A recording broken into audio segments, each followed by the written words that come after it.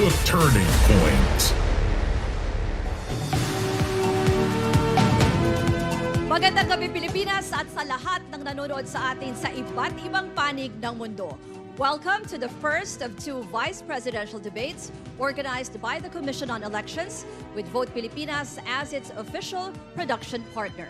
Layon po ng mga debate na matulungan ng publiko sa pagpili ng iboboto nilang presidente at vice-presidente sa May 9 national elections.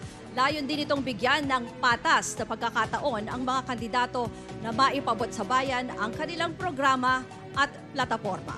Ako po, si Ruth Cabal at ito ang Pilipinas Debates 2022, The Turning Point.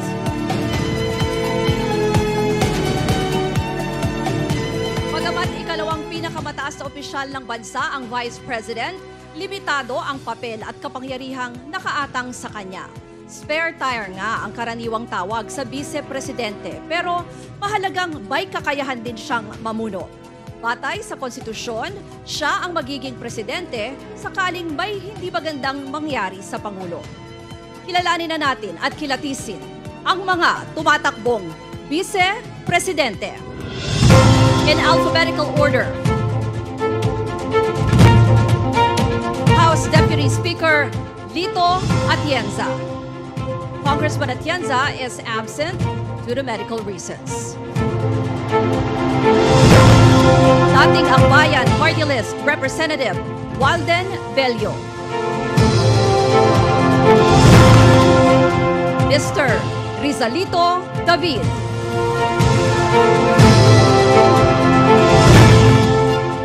Davao City Mayor Sara Duterte Carpio. Mayor Sara did not confirm her participation.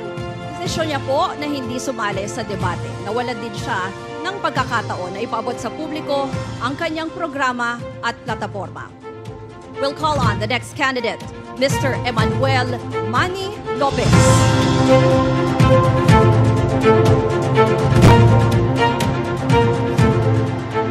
Dr. Willie Ong.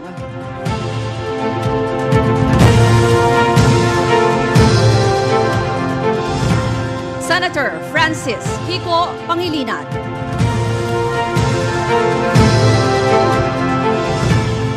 Attorney Carlos Serapio.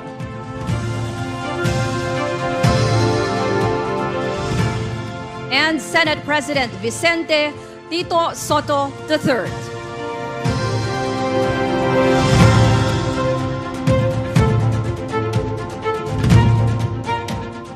At this point, we would like to acknowledge the presence of our COMELEC officials headed by Chairman Saidamin Pangarungan.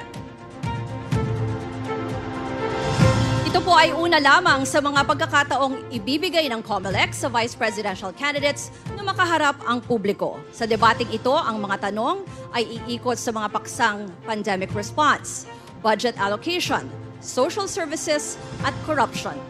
Nanggaling po sa iba't ibang sector groups ang mga tanong na sinala at sinang-ayunan ng COMELEC at mga eksperto. Hindi po alam ng mga kandidato ang mga tanong. Narito naman ang mechanics na dapat sundin sa takbo ng debate.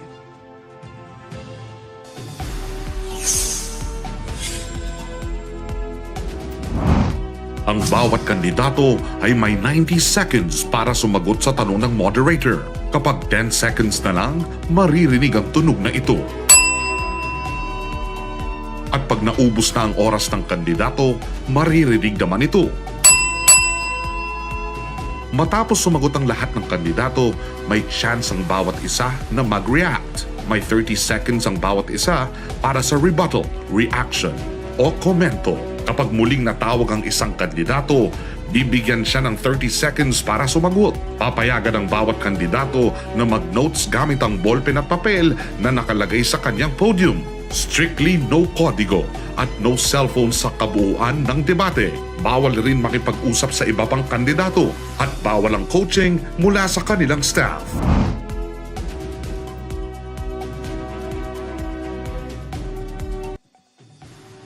Sa unang tanong po ng ating debate, wala munang rebuttal, comments at reactions. Kanina po ay nagbunatan na kung sino ang mga kandidatong mauunang sumagot sa bawat tanong. Ginawa ito sa harap ng mga kinatawan ng mga kandidato. Sa puntong ito po, sa unang question, ang unang sasagot ay si Mr. Manny Lopez. Ang inyo pong tanong, ang mga tungkulin ng vice-presidenteng nakasaad sa konstitusyon ay siya ang papalit sa presidente in case of death, permanent disability, resignation, or removal from office. Isa pa, the VP may be appointed as a member of the cabinet. Kung bibigyan ka ng pagkakataon na maamyendahan ang konstitusyon, ano pang mas makabuluhang kapangyarihan o responsibilidad ang ibibigay mo sa opisina ng Vice-Presidente? Mr. Lopez, your 90 seconds start now. Thank you very much. Isa pong magandang gabi sa inyong lahat. Ako po si Manny Lopez, kandidato ng Labor Party Philippines.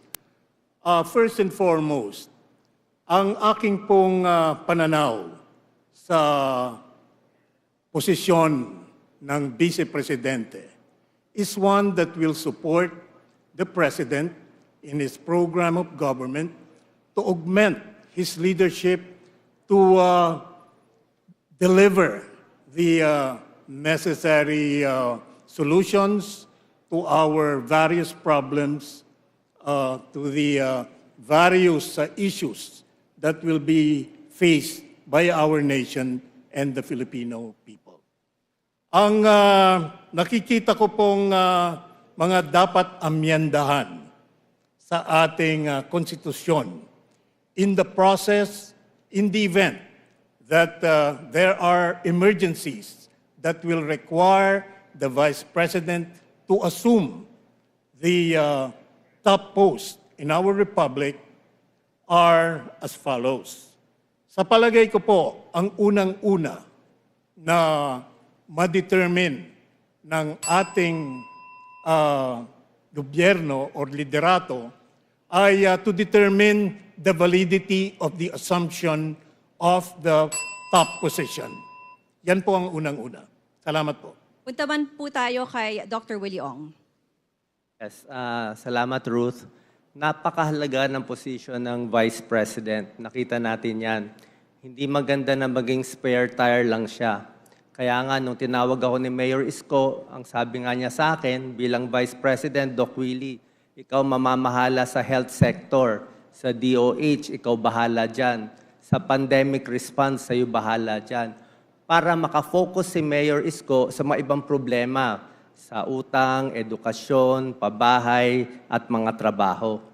Sa tingin ko, mas maganda na bigyan ng position ang Vice President para makagawa din siya. Kung sa akin to yung offer, pwede ko kunin ng Department of Health. Ganda rin na kaagapay ng Presidente, yung Vice Presidente, para tuloy-tuloy yung mga programa, polisiya, parang tandem sila. Yan po ang napakahalaga. Kasi ayaw natin medyo hindi parehong partido. Sabi nga ni Mayor Isko, isa dito sa plano namin ay yung tandem voting. Pag binoto mo yung presidente, automatic nakasama yung kanyang vice-presidente para hindi mag-away sa pagpapatakbo ng gobyerno. Salamat po. Senator Kiko Pangilinan, you have 90 seconds, sir. Ako po ay naniniwala na sapat na yung ating saligang batas sa usapin ng kapangyarihan na maaaring ibigay sa ating Vice President. Bakit? Nasa Vice President na yun kung sino man siya, kung paano niya gagamitin ang posisyon at kapangyarihan para makatulong sa ating mga kababayan. At nakita natin yan sa naging kilos at naging trabaho ng ating Vice President Leni Robredo, lalo na dito sa COVID response. Siya ang unang opisina ng gobyerno na nakapagbigay ng PPEs sa mga frontliners natin sa iba't ibang parte ng ating bansa. Samot-sari ang naging intervention ni Vice President Leni para tumulong at hanapan ng solusyon sa loob ng 2 taon yung problema sa COVID. Nandyan yung suporta sa frontliners, nandyan yung shuttle, nandyan yung shuttle service, nariyan yung e-konsulta at marami pang iba. So sapat na ang kapangyarihan at mga alituntunin ng ating saligang batas para sa ating Vice President. Sinasang-ayunan ko ang nabanggit kanina ni Doc Willie na dapat tandem. Hindi maaaring ibang kapartido. Ang boto sa Presidente, dapat yun din ang boto sa Vice Presidente para nagtutulungan, para mayroong pagkakaisa, para kumpleto ang plano sa umpisa pa lamang at hindi nagkakaroon ng anumang bangayan. Attorney Sarapio, you have 90 seconds, sir. Salamat po. Ang nakatadhana po sa panukalang Puno Federal Bayanihan Constitution ay para rin po ang Presidente at Vice Presidente ay dapat magkapartido at pareho po silang dapat na ihalal. Para po na sa gayon ay hindi mangyari yung madalas na isalarawan sa amin ng yumaong si DBM and Finance Secretary Salvador Enriquez. Sabi niya, mahirap kung ang Presidente, kumbaga sa corona, laging nakahawak doon sa corona niya sa kanyang ulo dahil hindi niya alam kung yung Vice Presidente niya ay pinapanalangin na may mangyari sa kanya.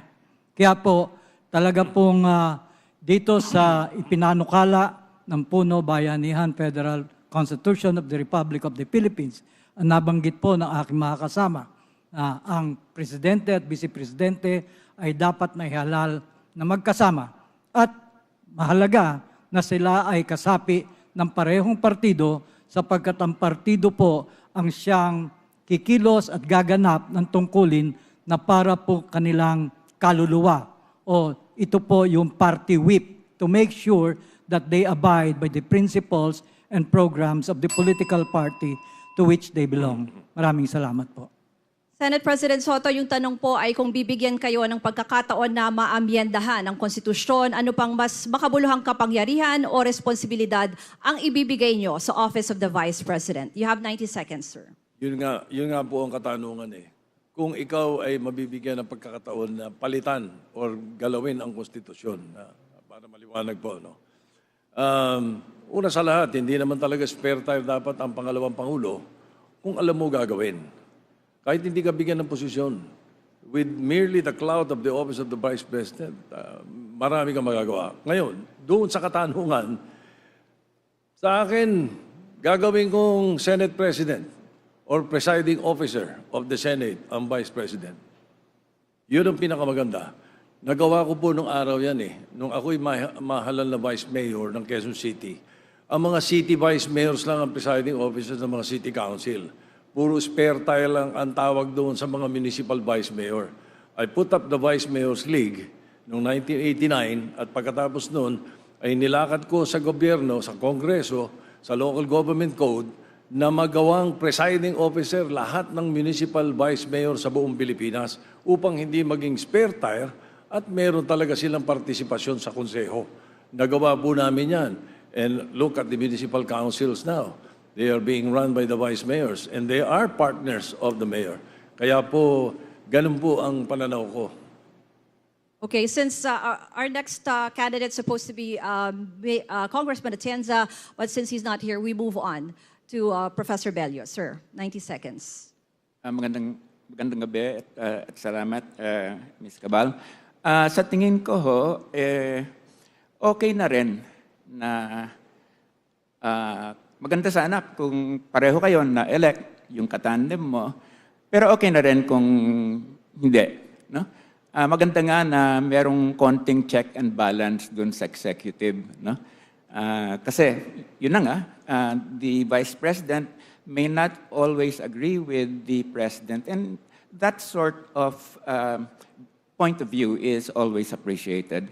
Ngayon ho, in terms of ano yung posisyon na sana may bigay sa akin ni Calyodi pag kami ho ay nanalo dito sa darating na halalan, hinihingi ko ho yung Department of Finance.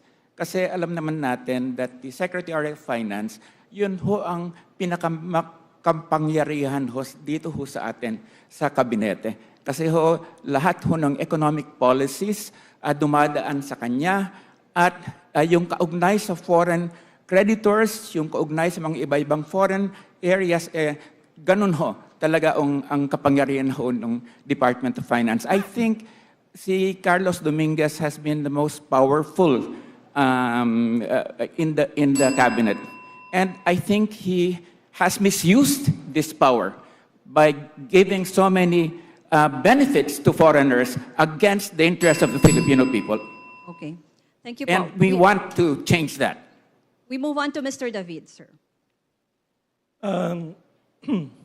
Total naman ang pinag-uusapan natin ay gagalawin na yung konstitusyon. Ano? I would like to think out of the box. I've seen the wisdom of changing the form of government from the presidential to parliamentary. Kaya kung gagalawin na rin na naman natin ang konstitusyon, alisin na natin yung presidential, lumipat na tayo sa parliamentary. Para ang eleksyon ay mas mura, hindi tayo gagastos ng bilyon-bilyon, hindi mananalo ang basta-basta ang mga artista at mga popular na tao. Madali tayo magpalit ng mga leader kung wala ng confidence ang mga miyembro ng parlamentaryo, lalong-lalo na kung wala ng confidence ang sambayan ng Pilipino. Kaya kung ako ang tatanungin mo, hindi ko na iniisip kung ano pang dapat idagdag sa kapangyarihan ng Vice President. Ang nais ko ngayon, kung gagalawin din lang naman ang konstitusyon, baguhin na natin ang forma ng gobyerno. Pumunta na tayo doon sa mas sensitive na pamamaraan ng pamamahala sa lipunan. Mas sensitive yon, mas madali tayo magbago. Kamukha ngayon, gusto natin tanggalin ang presidente, hindi natin matanggal. Ano? Kaya doon ako. Let's go parliamentary. Susunod po sana na kandidato na tatanungin natin ay si Mayor Sara, but since she's not here, we move on siguro to the follow-up questions. Kasi it's very interesting that 3 of the candidates mentioned yung tandem voting, no?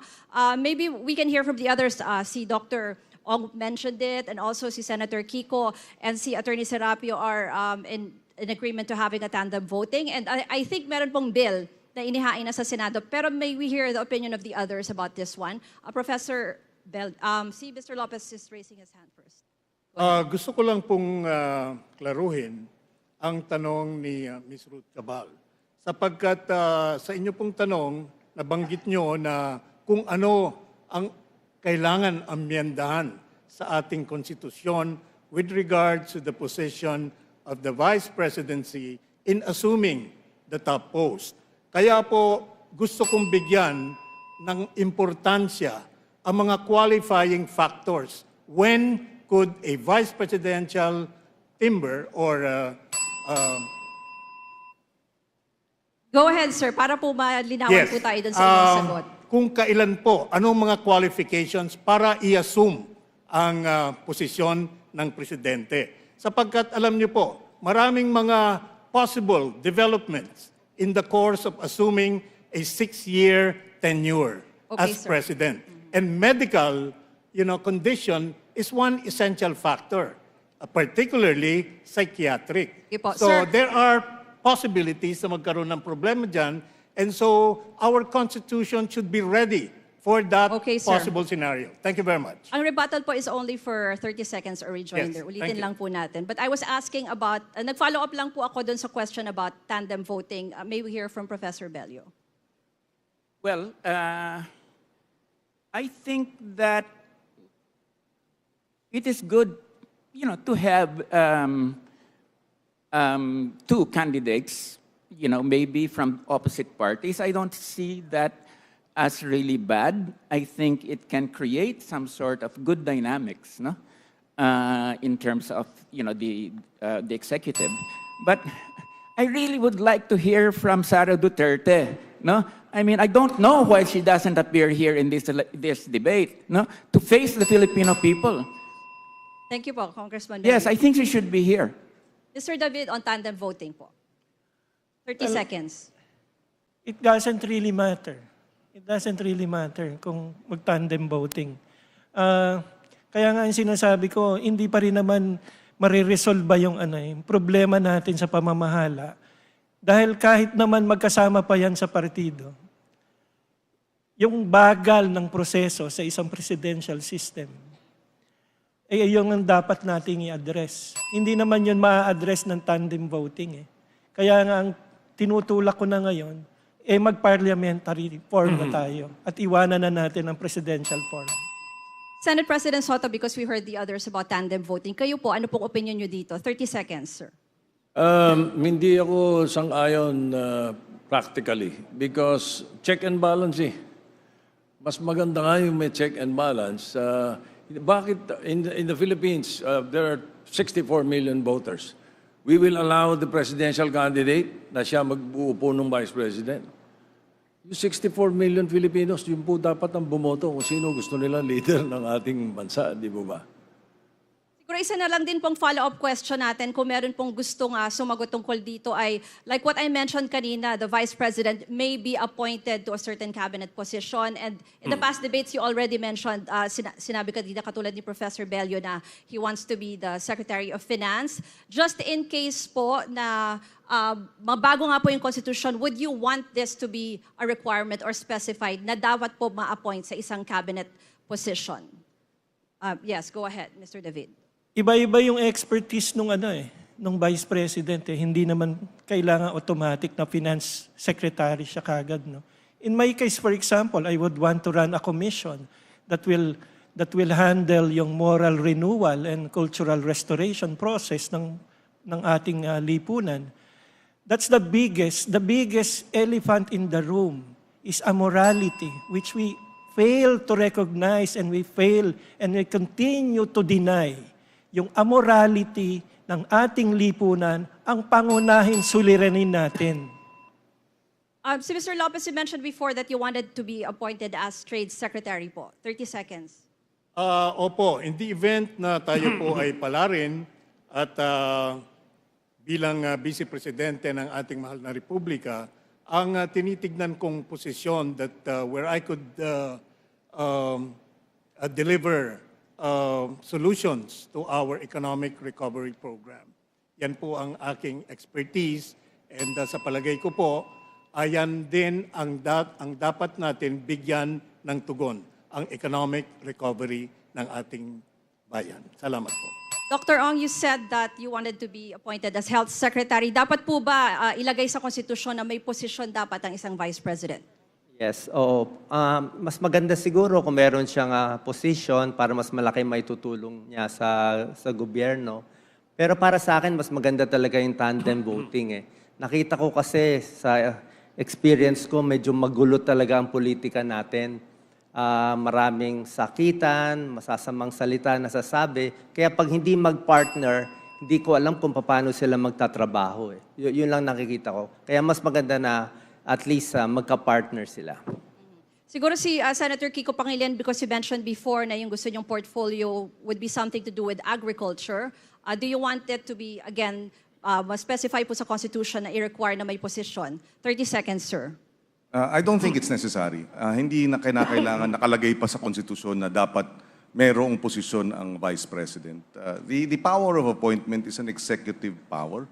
And in this case, it's the President's prerogative. Kung gusto niyang bigyan ng posisyon ang sino man sa kanyang kabinete, kinakailangan siyempre, komportable siya. Mahirap naman dahil sinabi ng saligang batas, kinakailangan i-appoint. Kung hindi sila magkasundo, magkakaroon ng problema. Thank you very much to our candidates. At patikim pa lang po yan, manatiling nakatutok dito pa rin sa Pilipinas Debates 2022, The Turning Point.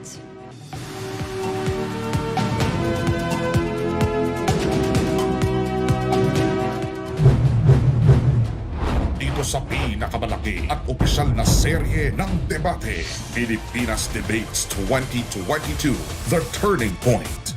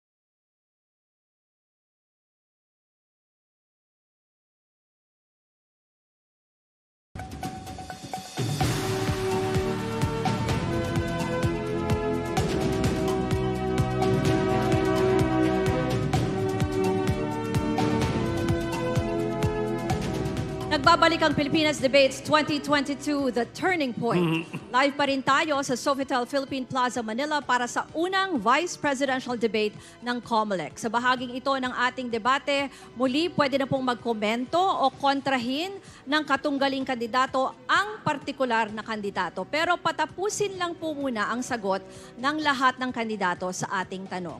Ang pangalawang tanong ay sasagutin una ni Attorney Carlos Serapio.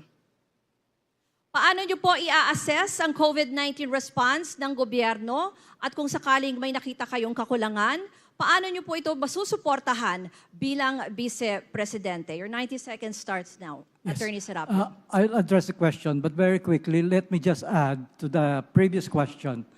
The Puno Bayanihan Federal Constitution provides that the Vice President shall be appointed to a cabinet position. So it goes without saying also that when it comes to tandem voting, it assumes the importance of political parties so that the position is not just appropriated by a single person in the person of the president.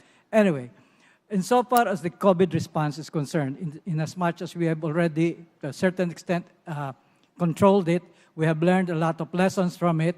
There is this complete package that was passed by Congress, which have provided for a lot of not just funding support.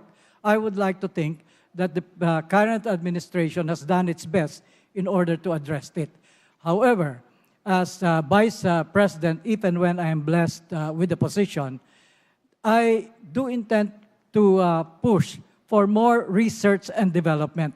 In the package that was passed by Congress, I was surprised that while they appropriated 1.3 billion for walk paths and for bicycles, they appropriated only 10 million for research and development and another 15 million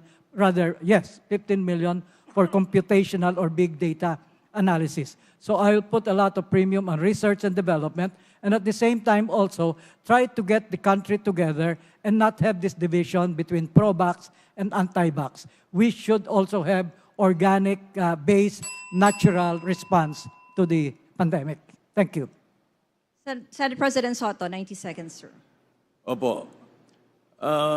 Galing na po tayo ng pandemic. Ang tingin nga po ng karamihan ay papunta na tayo ng tinatawag na endemic. Ngayon, para mapaghandaan na to at hindi na to maulit, kahit ano pang virus ang dumating sa atin, dapat tayo na ang nagmamanufacture ng bakuna, ng PPEs, mga syringes, mga needles, pati cotton, para matigil na yung importation. Yun ang dapat asikasuhin ng gobyerno na tayo na nagpo-produce nitong mga ito. At bigyan natin ng mas mataas na sweldo. Hindi lang yung mga frontline health workers, pati barangay health workers, taas natin ang sweldo ng mga nurses, ng mga doctors, yung hazard pay nila, nilagay naman namin doon sa Bayanihan 1 and Bayanihan 2, hindi kagad kangay na ibibigay at natataas. Yun nga isa sa mga malungkot. Kaya gusto natin ay magkaroon ng pagkakataon na mag-implement or magpapatupad nito mga batas na ito. Yun po ang pananaw ko. Professor Bello, 90 seconds po. Well, I think the performance of the Duterte administration has been quite dismal. Alam naman natin, there have been more than 3 million infections na, no? And 55,000 deaths. No? According to some of my people that have consulted, had the government had a better approach, hindi militaristic, the infection rates could have been reduced by half, and the deaths could have been also reduced by half. No? So sa tingin ko, napaka-militaristic yung approach, no?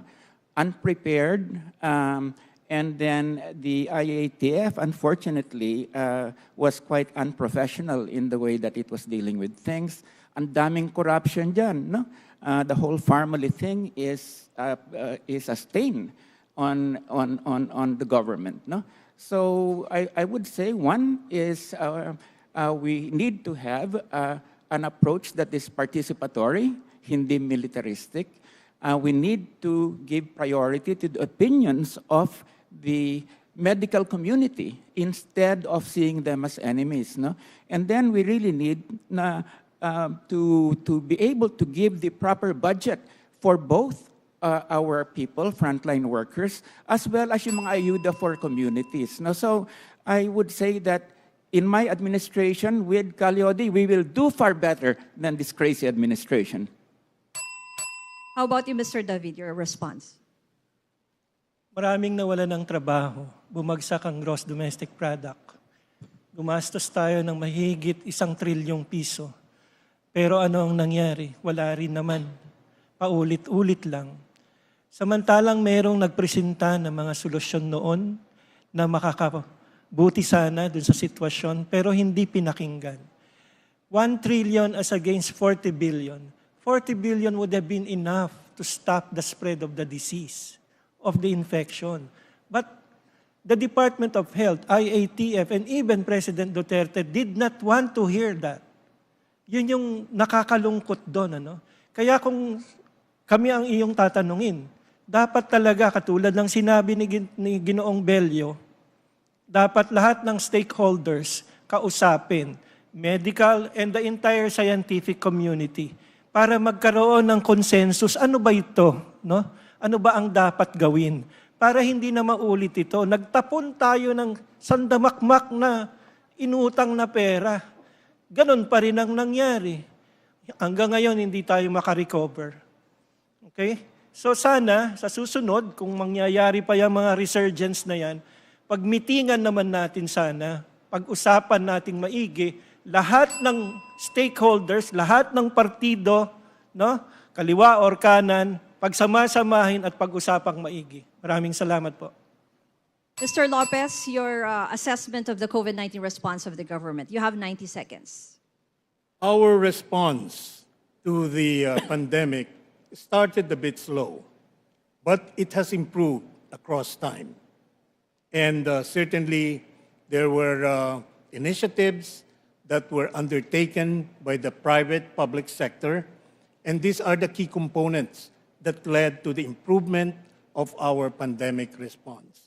It was our bayanihan spirit that actually propelled a better pandemic mitigation and response strategy. And my general prescription really is for a science-based, pragmatic, and cost-effective approach to pandemic management. And this must be devoid of commercialism, of profit maximization, and including politics. We should address the specific issues of pandemic management because this will not be the last. We will be facing a lot more epidemics, pandemics, and other diseases in the course of time. And I think the general structure that we should follow is one, we have to develop our public healthcare system. We have to have more doctors, provide more scholarships. We have to build more hospitals. In that way, we could improve our pandemic response. Thank you.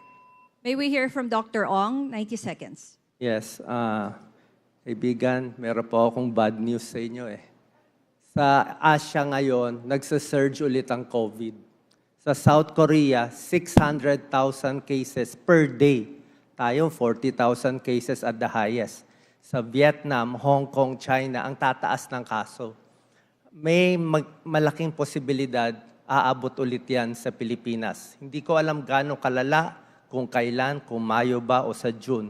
Itong variant na to, ito yung BA2 variant na stealth Omicron. Ito yung mabilis kumalat. Marami tayong pwedeng gawin. Number 1, dapat magtayo tayo ng infectious disease hospital. Dito natin lalagay yung mga pandemic cases. Hindi pwede sa PGH lang kasi makakawawa ibang pasyente. Itong COVID-19 field hospital na ginawa ni Mayor Isko sa Luneta, napakaganda nito for mild to moderate cases. Number 2, meron ng mga gamot sa COVID na napakaganda. Nakabili na ang Maynila last week. Ito yung generic na Paxlovid. Kaya kung sino magkaka-COVID, life-saving po to. 90% less death. Number 3, free testing. Napakahalaga. Hindi pwede hula-hula tayo sa case. Number 4, susuportahan natin healthcare workers. Number 5, yung mental health natin. Talagang apektado yung mental health natin. Pwede tayo gumawa ng Center for Disease Control natin. Pag nagawa natin itong 5, okay tayo mag-open. Pero kung mag-open lang tayo basta-basta na hindi natin ginagawa itong 5, ay wala eh. Babalik ulit tayo sa lockdown. Senator Kiko Pangilinan, sir.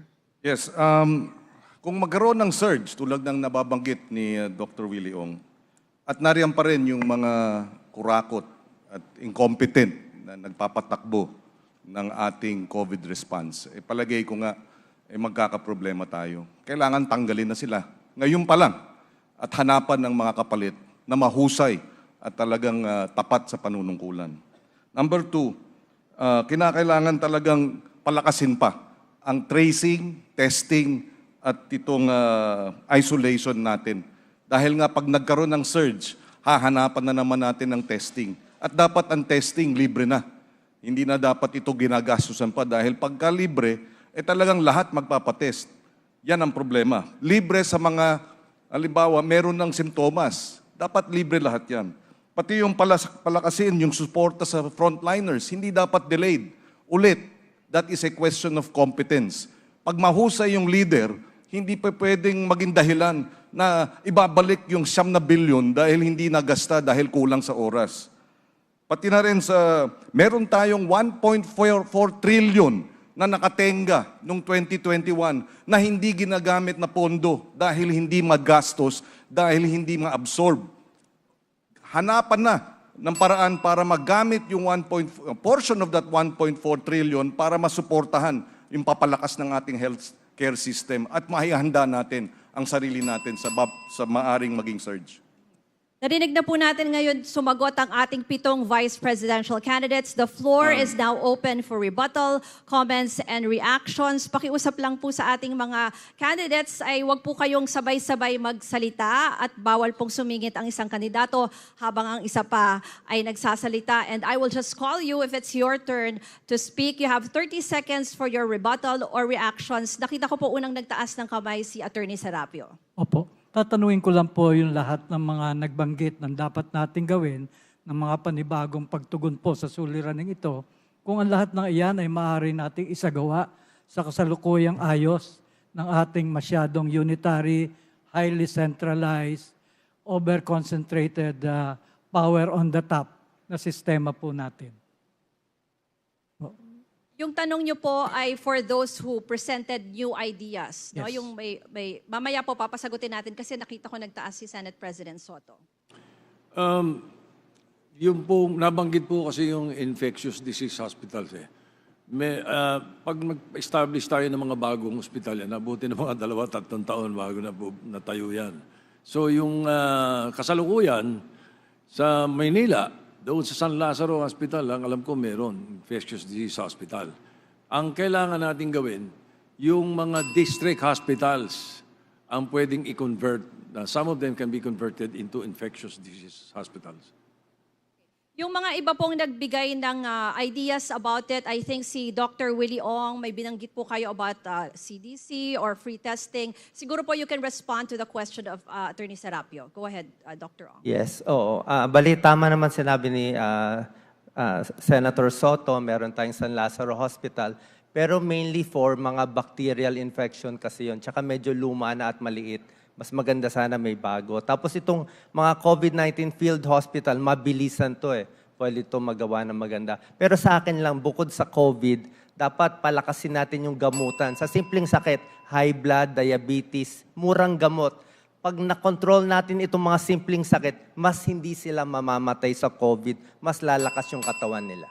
Professor Bello, sir. Yes, isang dimension ho rito yung international, no?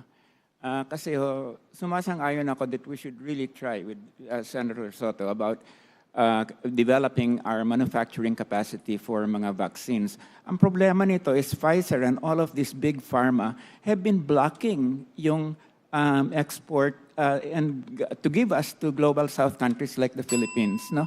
Yung technology nito. So the government must really actively work with other countries in the global south to break this monopoly on trade-related intellectual property rights.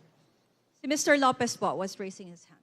Ang isa ko pong panukala to improve our pandemic management strategy is number one, to make our people informed on the viral life cycle. Kung naiintindihan po natin ang ating kalaban, mas masusugpo po natin yan. From the time that our children enter school, they should be given science education upang alam nila kung paano labanan ang infeksyon na dulot ng virus or bacteria. Marami po akong dadagdag, kaya lang, kulang lang oras. Mr. David, sir. Dalawa lang yata kami dito ni Senator Soto na nagtulak ng paggamit ng prophylaxis. Yung sinasabi kong 40 billion na yon, that could, kung yun ang ginamit natin pambili ng prophylaxis, in 4 months' time, dapat natanggal natin yung COVID. Pero hindi tayo nakinig, hindi nakinig ang administrasyon. Kaya sa susunod siguro, in response to the question of Mr. Serapio, let the local governments decide on what to do with their populace, no, constituencies at the local level.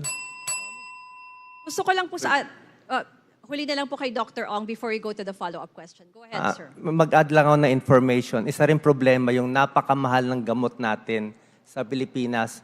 May mga gamot tayo 10 times more expensive sa Pilipinas kumpara sa ibang bansa. Parang mga chemotherapy, meron 10 times more expensive. Pag hindi natin mabababa yung mga presyo, ay mahirapan tayo, malaking gagastusin ng gobyerno. Plus, kahit itong mga alternative medicines, dapat tingnan din natin. Marami tayong magagandang halamang gamot na pwedeng makatulong, mas makakatipid ang bansa. Gusto ko lang po kasing puntahan ngayon yung ating mga senador na nandito. Kasi kanina nabanggit, no, tinanong po ni Attorney Serapio, bakit daw maliit, was it Attorney Serapio, no, bakit daw maliit yung nabigay na pera for research and development? Maybe, may we hear from Senator Kiko and then Senate President Soto. 30 seconds, sir. Well, actually, ang Executive Department, no, noong 2019, bago mag-COVID, kinaltasan pa ng 10 billion yung budget ng Department of Health. Yun ang isang dahilan kung bakit lahat ng mga programa ay hindi tayo naging handa nung tumama na ang COVID. Sa halip na binigyan ng dagdag na budget, binawasan pa. Second, dito rin sa Bayanihan 1 and 2, hinihingi namin ang mas malaking budget para sa response ng gobyerno sa COVID. Hindi rin inaprubahan yung mas mataas naming hinihingi dahil daw hindi kayang alamin o hindi alam kung saan kukunin. At nakita naman natin, ang huli, hindi rin pala nagastos. So talagang ayaw nilang malaki, pero yung meron, hindi rin nagastos. So talagang, in the end, dapat good governance. Yung talagang maayos na hindi incompetent ang in charge. We go to Senate President Soto. Well, apparently, hindi priority doon sa National Expenditure Program na sinabmit sa Kongreso yung R&D, which is Research and Development. And I completely agree na dapat talaga lakihan at lakasan yan. As a matter of fact, mayroong mga nilagay si Senator Lacson na budget para sa biotech at para yung mga fertilizer. Ngayon, actually mga fertilizer ngayon, mura na. Puntahan nila sa UP Los Baños because of the money infused para sa research and development doon sa UP Los Baños. Thank you very much to our candidates, and we now have to go on a break. Magpapatuloy po ang Pilipinas Debates 2022, The Turning Point, hanggang sa pagbabalik po namin.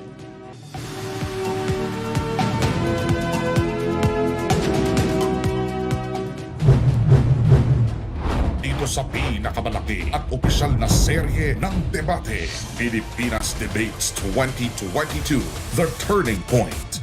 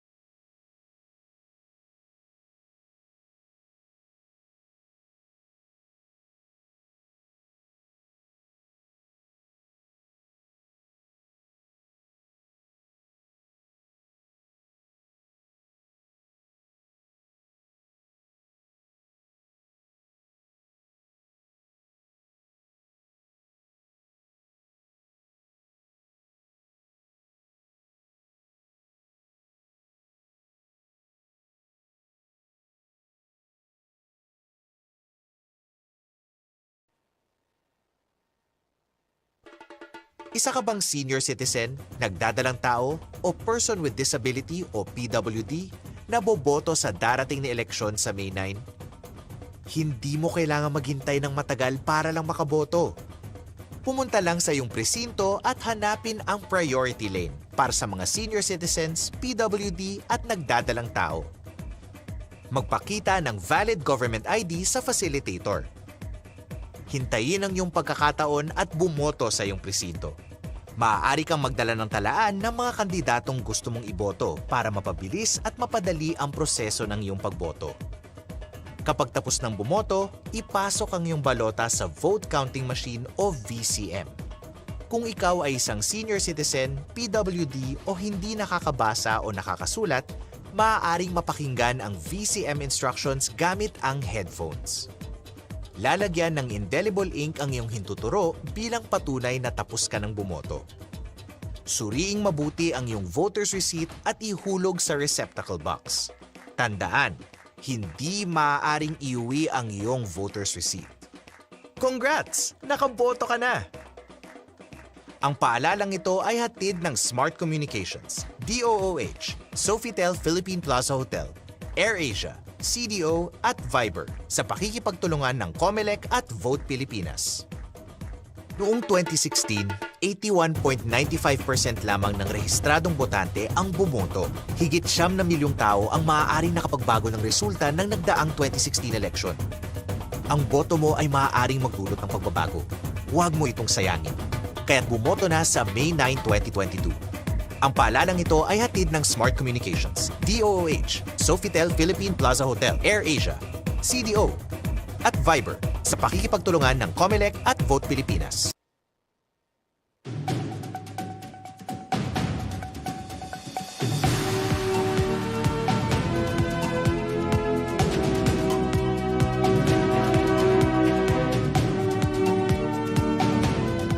You are watching Pilipinas Debates 2022, The Turning Point. We are back in Sofitel Philippine Plaza, Manila for the first COMELEC Vice Presidential Debate.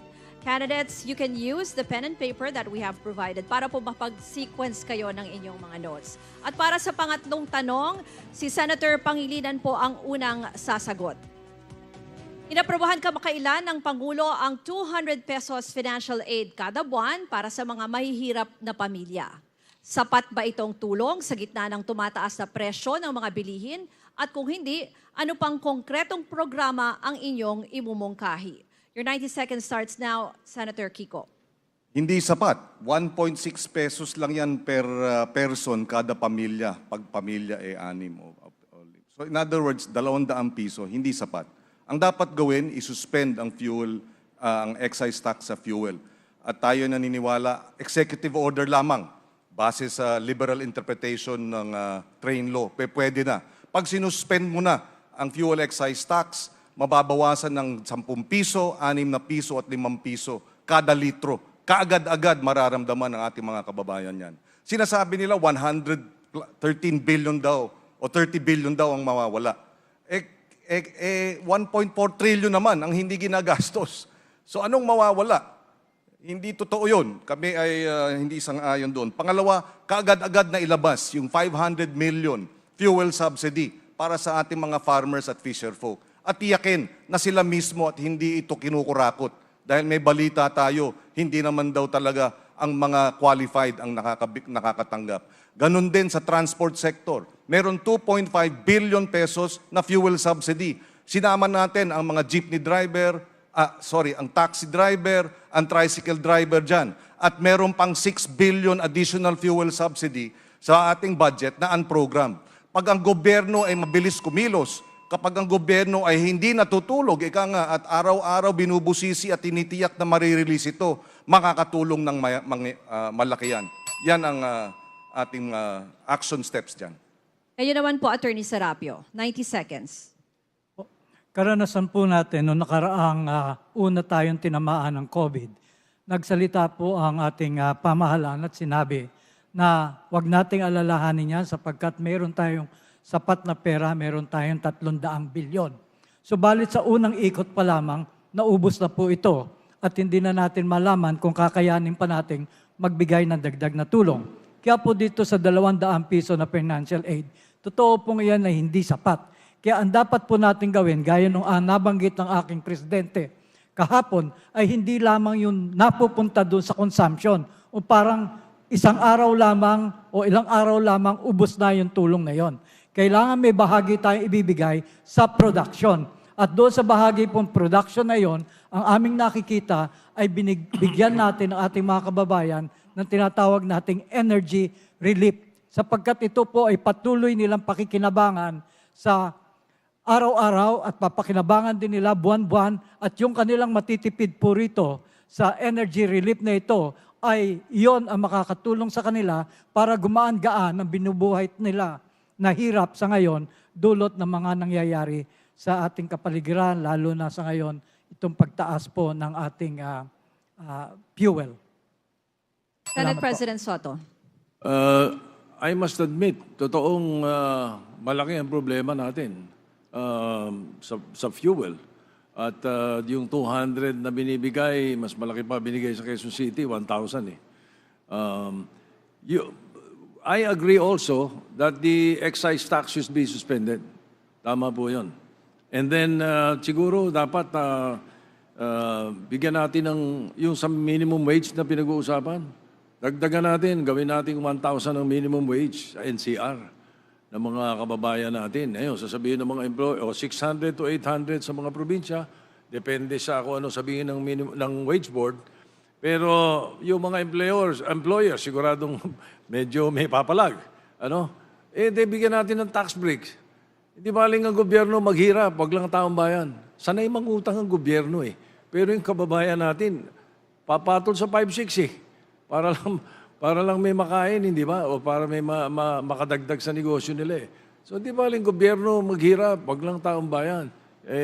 Pagdating po doon sa mga fuel, dapat yung issue naman ng energy, ng fuel, yung fossil natin, medyo gawin na nating renewable energy.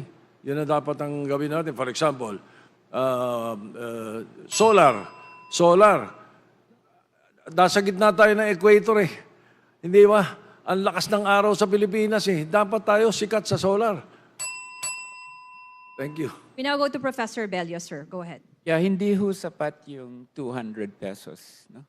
Talaga hong parang binibiro lang tayo ni President Duterte with that. No? Kasi talagang ubus ho yan, hindi isang araw lang. No? So, yung sumasang-ayon ho ako sa mga sinabi na ng mga ating magiting na kasama rito, na dapat ho yung masuspend na ho yung excise tax on oil. No? As well as the VAT on oil. No?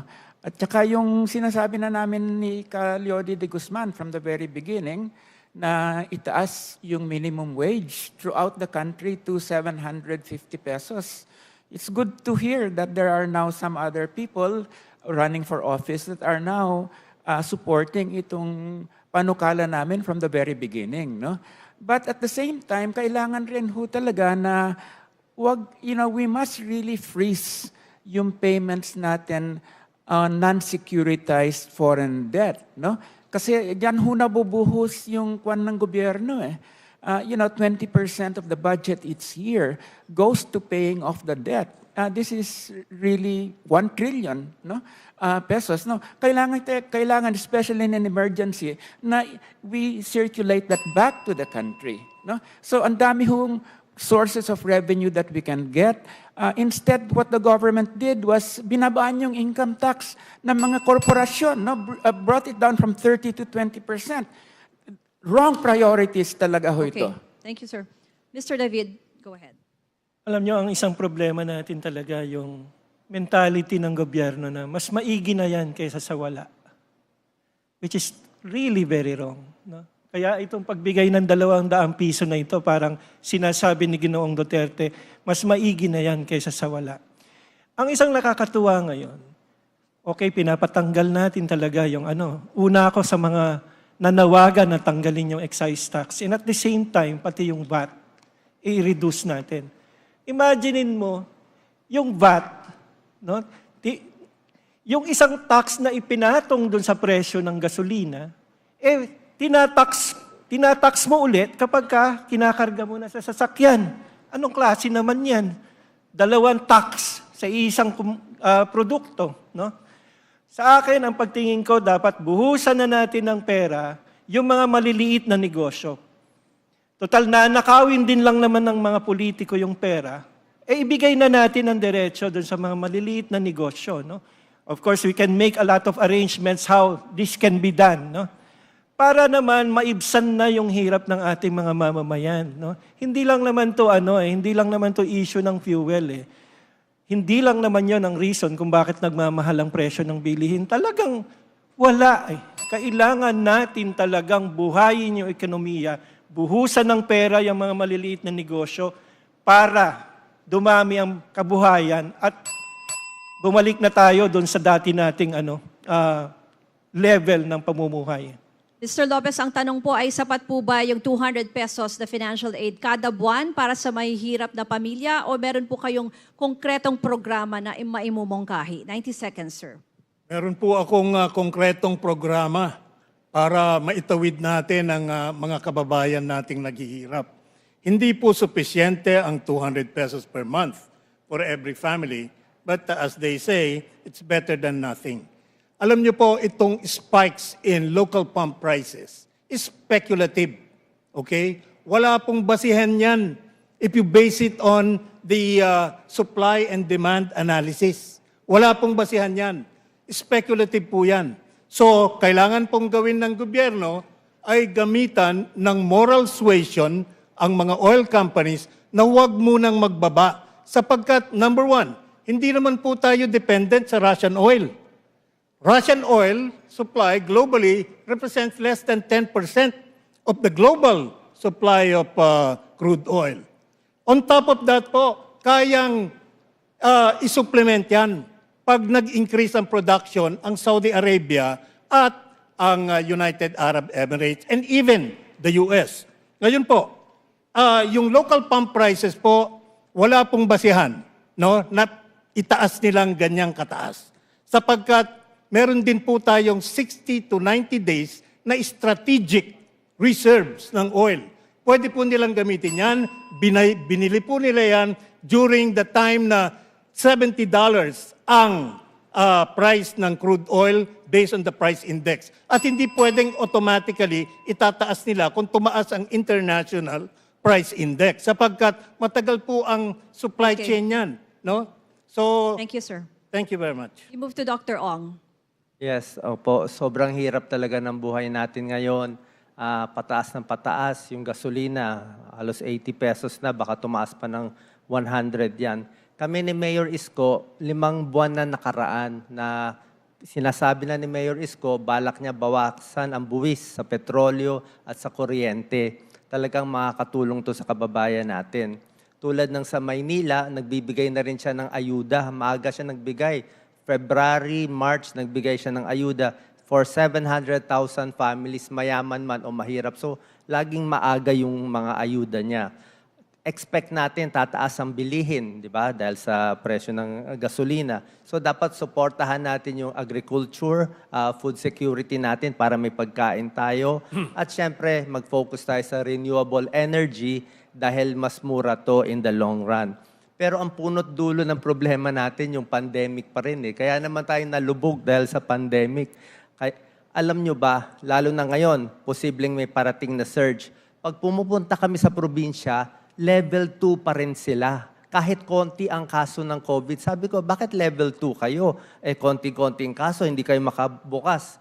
Ang sagot nila, kulang sila sa ospital, kulang sa mga doktor. Hindi sila maka-open ng level 1 kasi oras na dumami konti ang kaso, mabilis mapuno ang ospital. Kaya balik tayo sa problema, kailangan malutas ang pandemic para malutas natin ang ekonomiya. The floor is now open for rebuttal, comments, and reactions dahil nakapagsalita na po ang lahat ng mga kandidato. Una pong nagtaas ng kamay si Senator Pangilinan. 30 seconds. Ang daing din ng ating mga kababayan, lalo na ang magsasaka at mangingisda. Dahil sa pagtaas ng presyo ng petrolyo, tumaas na rin ang presyo ng fertilizer, napakalaki.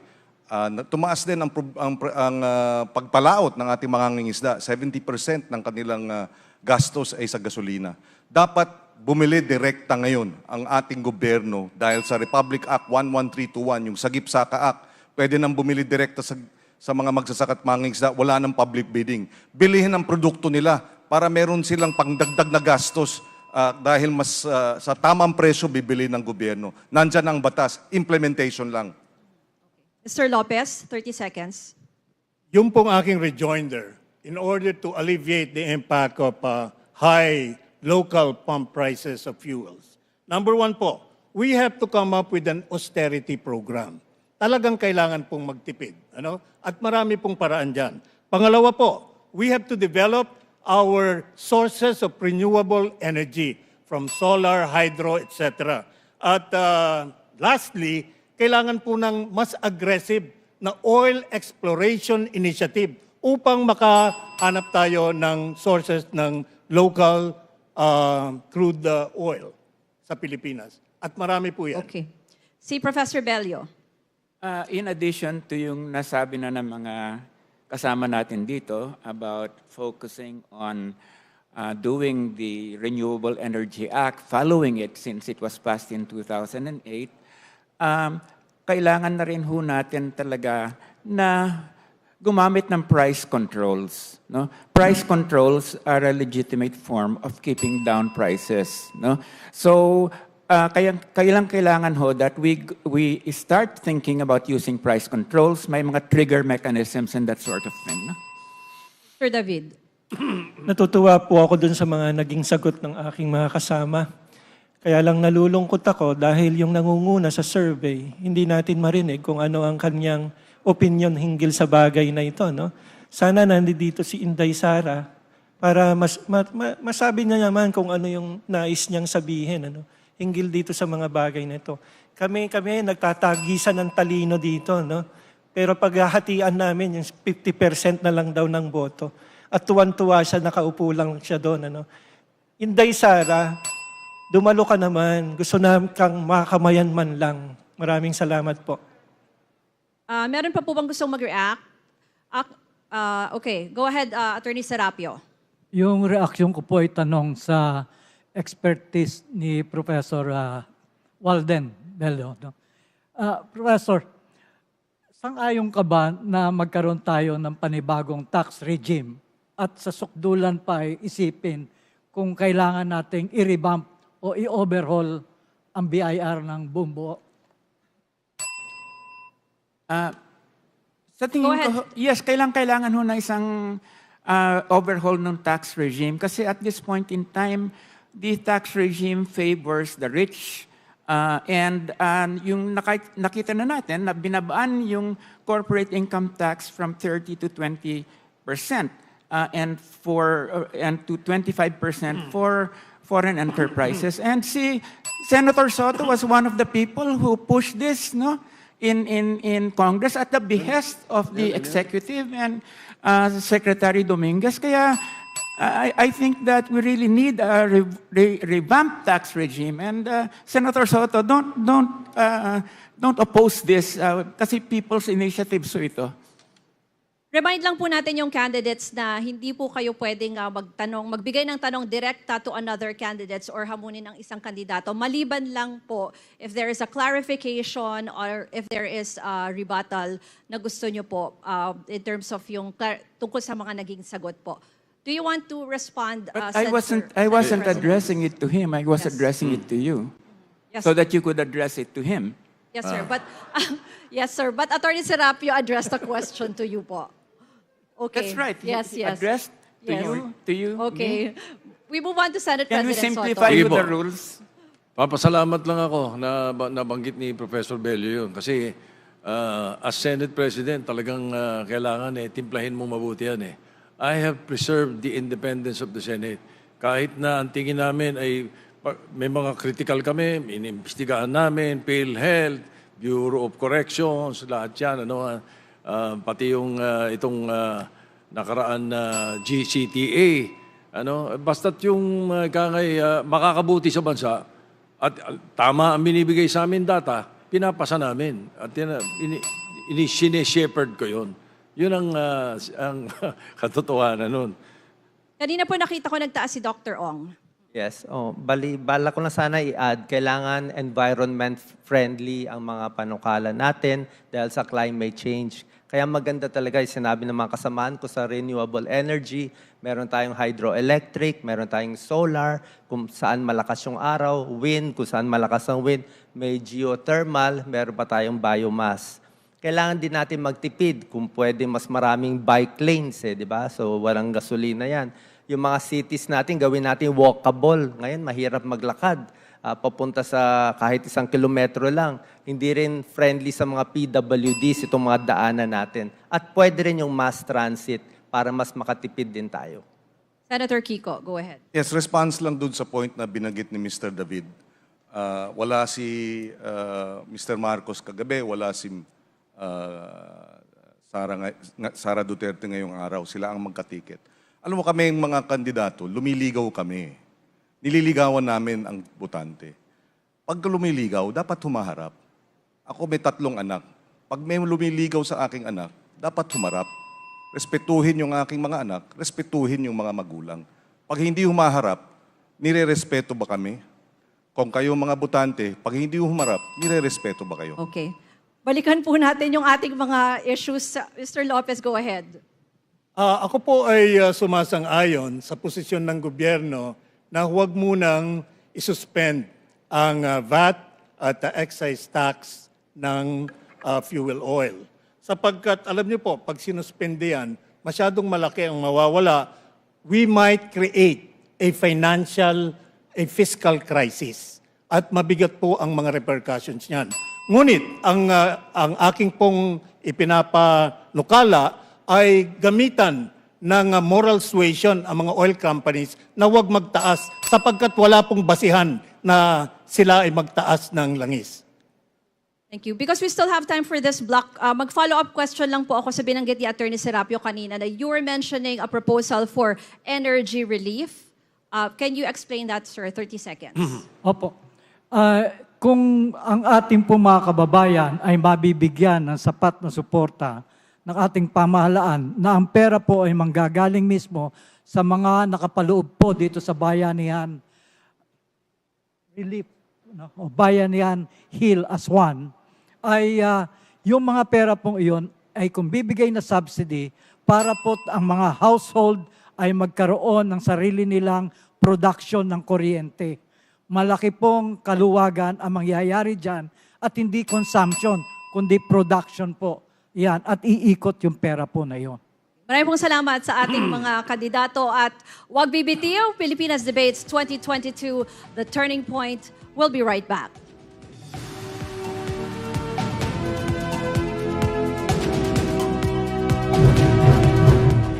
Dito sa pinakamalaki at opisyal na serye ng debate, Pilipinas Debates 2022, The Turning Point.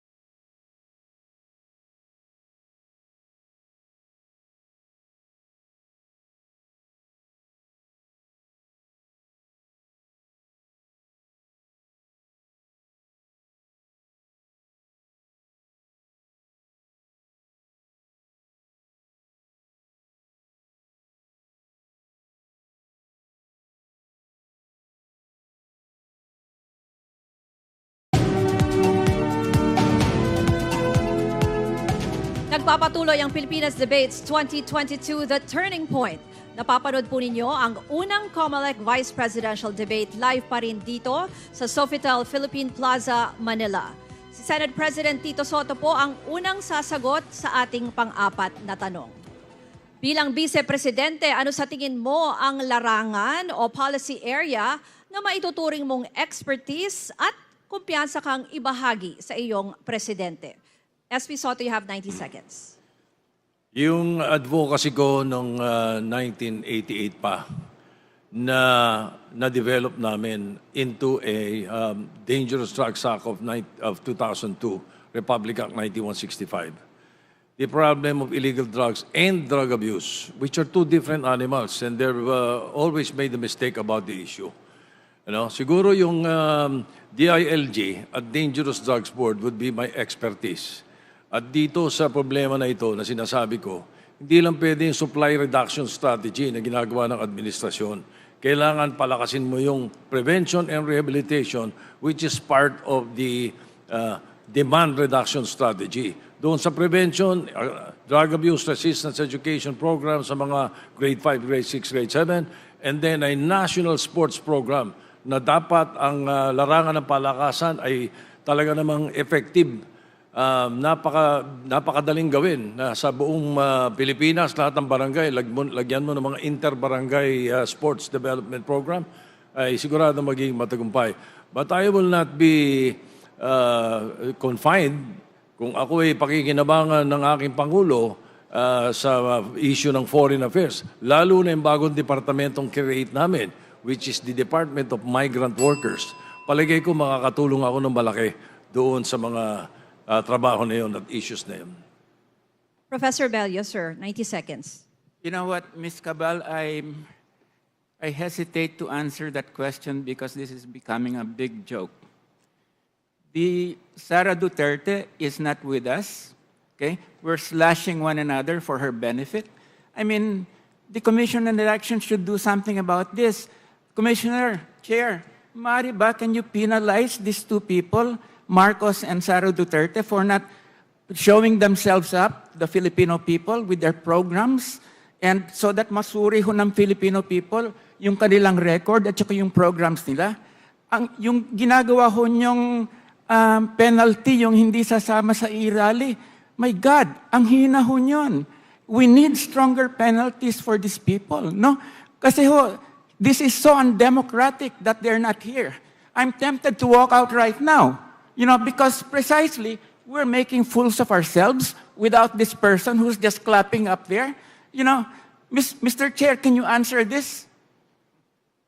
We need your answer. You are the Commission on Elections. You can penalize these two jokers, Marcos and Duterte, for not showing up. They're spitting in the face of the Filipino people. Can you say something right now? Tell them to show up? May oras pa po sana kayo, Professor Bello, to answer the question that I asked. Would you want to answer the question, sir? No, I don't. I mean, I'm really so pissed off that these two jokers are not here. Duwag sila. And yet, they're going to, we can't show their records. They have to show up so that the Filipino people can judge. Otherwise, this is a fucking big joke.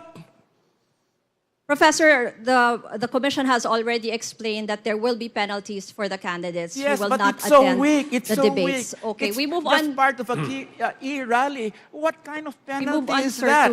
we go back to the question. We need to get something from these people to penalize them, like a big, huge penalty, like 203 billion pesos. That's what's needed at this point. Your time in is up, sir. We move to Mr. David. The question po, Okay. Mr. David, is bilang Vice Presidente, ano po sa tingin nyo yung policy area na may tuturing mong expertise at kumpiyansa ka pong ibahagi sa iyong Presidente? Ang academic preparation ko po ay nasa environmental science. No? Nung matagal po ako sa Senado, marami po akong nagawang batas, particular dan sa environment and natural resources. Malaki po yung naitulong ko dun sa paggawa ng Mining Law of 1995, yung Clean Water Act na naipasa natin, yung mga protected areas na na nagawa na, no? Yung declaration ng A&D sa mga lupain natin, marami na po akong nagawa dyan. Pero hindi yon ang aking hihingin. Kung ako man ay magiging vice presidente at mangangailangan na magkaroon ng posisyon sa gabinete, babalikan ko po yung parati nating iniiwasan tanggapin. We continuously deny that the problem of our society is moral, ethical, and spiritual. Kaya po kung ako ay magkakaroon ng posisyon sa gabinete, ang nais ko ay yung komisyon na magtatalaga ng pagpapanibago at pagbabago sa ating lipunan sa pamamagitan ng moral renewal at cultural restoration. Kailangan na po nating tanggapin ito. Napakarami nating suliranin. Tunay yon. Pero saan ba nagmumula yan? Wala tayo, nagkukulang tayo sa pagmamahal sa ating kapwa. Yun po ang reason kung bakit tayo nagkakaproblema ng pagkarami-rami. No? Kaya po yun ang aking nais gawin. Marami pong salamat. Let's now turn our attention to Mr. Lopez. Maraming salamat po. Ang gusto ko pong bigyan ng tugon ay 3 bagay na hinaharap ng ating bansa. Number 1 po, ang economic recovery. Meron po akong solid na 3-pronged comprehensive economic recovery program. And this includes a new omnibus investment code to improve the way we do business, a streamlined and simplified bankruptcy law, and provision for low-interest loans with easy access to struggling MSMEs, the farming sector, even among professionals, among others. Combining these 3 strategies, sigurado po, makaka-recover ang mga MSMEs, ang mga struggling businesses natin, ang farming sector, ang mga professionals. And once they are able to recover, the entire economy recovers. Pangalawang po, sa disaster management, including pandemic management. Meron po tayong solid background dyan, and I would like to cite that the best approach in pandemic management is prevention. Once we are able to prevent the entry of all these types of viruses, we could deal with them more effectively. And thirdly, I happen to be a serious student of geopolitics. So international relations, including military and defense issues, we could handle. Maraming salamat po. Dr. Willie Ong, kayo naman po. 90 seconds. Yes, opo. Marami tayong problema pwede maitulong sa presidente. Alam nyo naman, linyang-linya ko yung pandemic response sa kalusugan. So bukod doon, meron pa tayong mga ibang gusto itulong. Napakahalaga ng food security, alam natin yan. Pero para sa akin, gusto ko dagdagan ng food safety. Gusto ko ligtas yung pagkain natin. Katulad ng mga delata na galing sa ibang bansa, sigurado ba tayo na check yan? Maayos ba yan? Kailangan natin palakasin yung FDA natin. Yung mga isda natin, okay ba yan? Chine-check ba natin yung mercury level? Very polluted ang tubig natin. Pati sa baboy, pati sa mga gulay. Mababa life expectancy sa Pilipinas, 70 years old lang. Sa ibang bansa, 89 years old. Ang dami nating sakit dito. Tingin ko hindi ligtas ang pagkain natin kasi developing country tayo. Pagdating sa war on drugs, hindi ko gaano gusto yung criminal justice approach. Pwede natin gawin yung public health approach, lalo na sa drug user. Alam naman natin na sakit yan eh. May problema sila sa prefrontal cortex, yun ang problema. Kaya kailangan more psychiatrists, more psychologists, at ginagamot sila para makabalik sila. Pagdating sa education, syempre health is wealth. Bakit hindi makaaral yung mga bata natin, kabataan? Kasi maraming stunted, maraming malnourished, ito talaga problema. At yung mental health problem gusto kong tutukan kasi yan ang malaking problema sa pandemya at sa hirap ng buhay natin. Ang daming may mental health problem. Next epidemic po yan. Senator Kiko. Ako 10 taon nang mahigit nagsasaka ng prutas at ng gulay sa Alfonso, Cavite. Naintindihan ko kahit paano ang dinadanas ng ating mga magsasaka at mangingisda. Nakilala ko si Tatang Meg, rice farmer sa Pampanga. 87 years old na siya. 67 years na siyang nagsasaka. ngunit siya'y baon pa rin sa utang at nagsasaka pa rin. Hindi ito makatarungan. Anong klaseng lipunan ang papayag na hayaan na lang na yung mga nagpapakain sa atin, dapat retired na pero nagsasaka pa rin. Pero nagsasaka dahil wala silang kakainin kung hindi nila ituloy ang pagsasaka. Dahil kapos sila. Yan ang dapat nating ayusin. Tututukan natin ang tulong at suporta at buo sa ating mga magsasaka at mangingisda. Dahil pag umangat ang kanilang ang tulong ay buo, dadami ang kanilang ani, dadami ang huli. Dadami na rin ang supply ng pagkain sa ating mga merkado, bababa na ang presyo ng pagkain at mawawala na ang matinding gutom. Yan ang dapat nating gawin. May mga batas na tayong naipasa.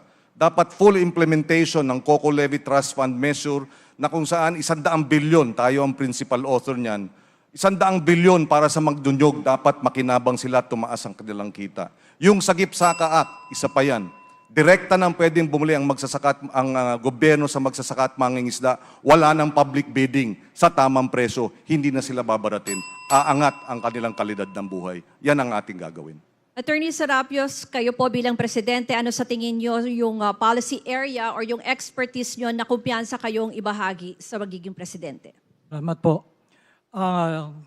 Aking pong field of expertise, sa aking pong palagay, batay sa aking academic experience and preparation, batay din po sa aking naging pagtuturo ng political science at international diplomacy, at gayon din sa aking engagement with different international leaders during the time that I was heading the Interfaith Committee in the Office of the President, which brought me to the United Nations, to the United States, to Russia, and other countries. Sa tingin ko po, ang mga karanasang kumpong ito ay nagbibigay sa akin ng sapat na kaalaman para po ako ay isang maging epektibong Foreign Affairs Secretary. Datapwat ko anuman po ay bigay sa aking tungkulin na aking presidente na si Brother Faisal Mahondato ay maligaya ko po itong tatanggapin at gagampanan. Bukod po diyan ay inaakala ko po na ang ating mundo sa ngayon ay madalas nating sinasabing it is now a globalized community at napakarami pong nangyayari sa labas ng ating bansa na malaki ang nagiging epekto po sa ating sariling bansa, tulad na lang ng kasalukuyang kaguluhan sa ngayon. At ang lahat po ng ito ay kinakailangan nating maibigay bilang isang perspektiba para po sa paghahanda ng ating bansa na tumugon sa lahat ng mga maaari nating kaharapin sa mga darating na panahon. Salamat po.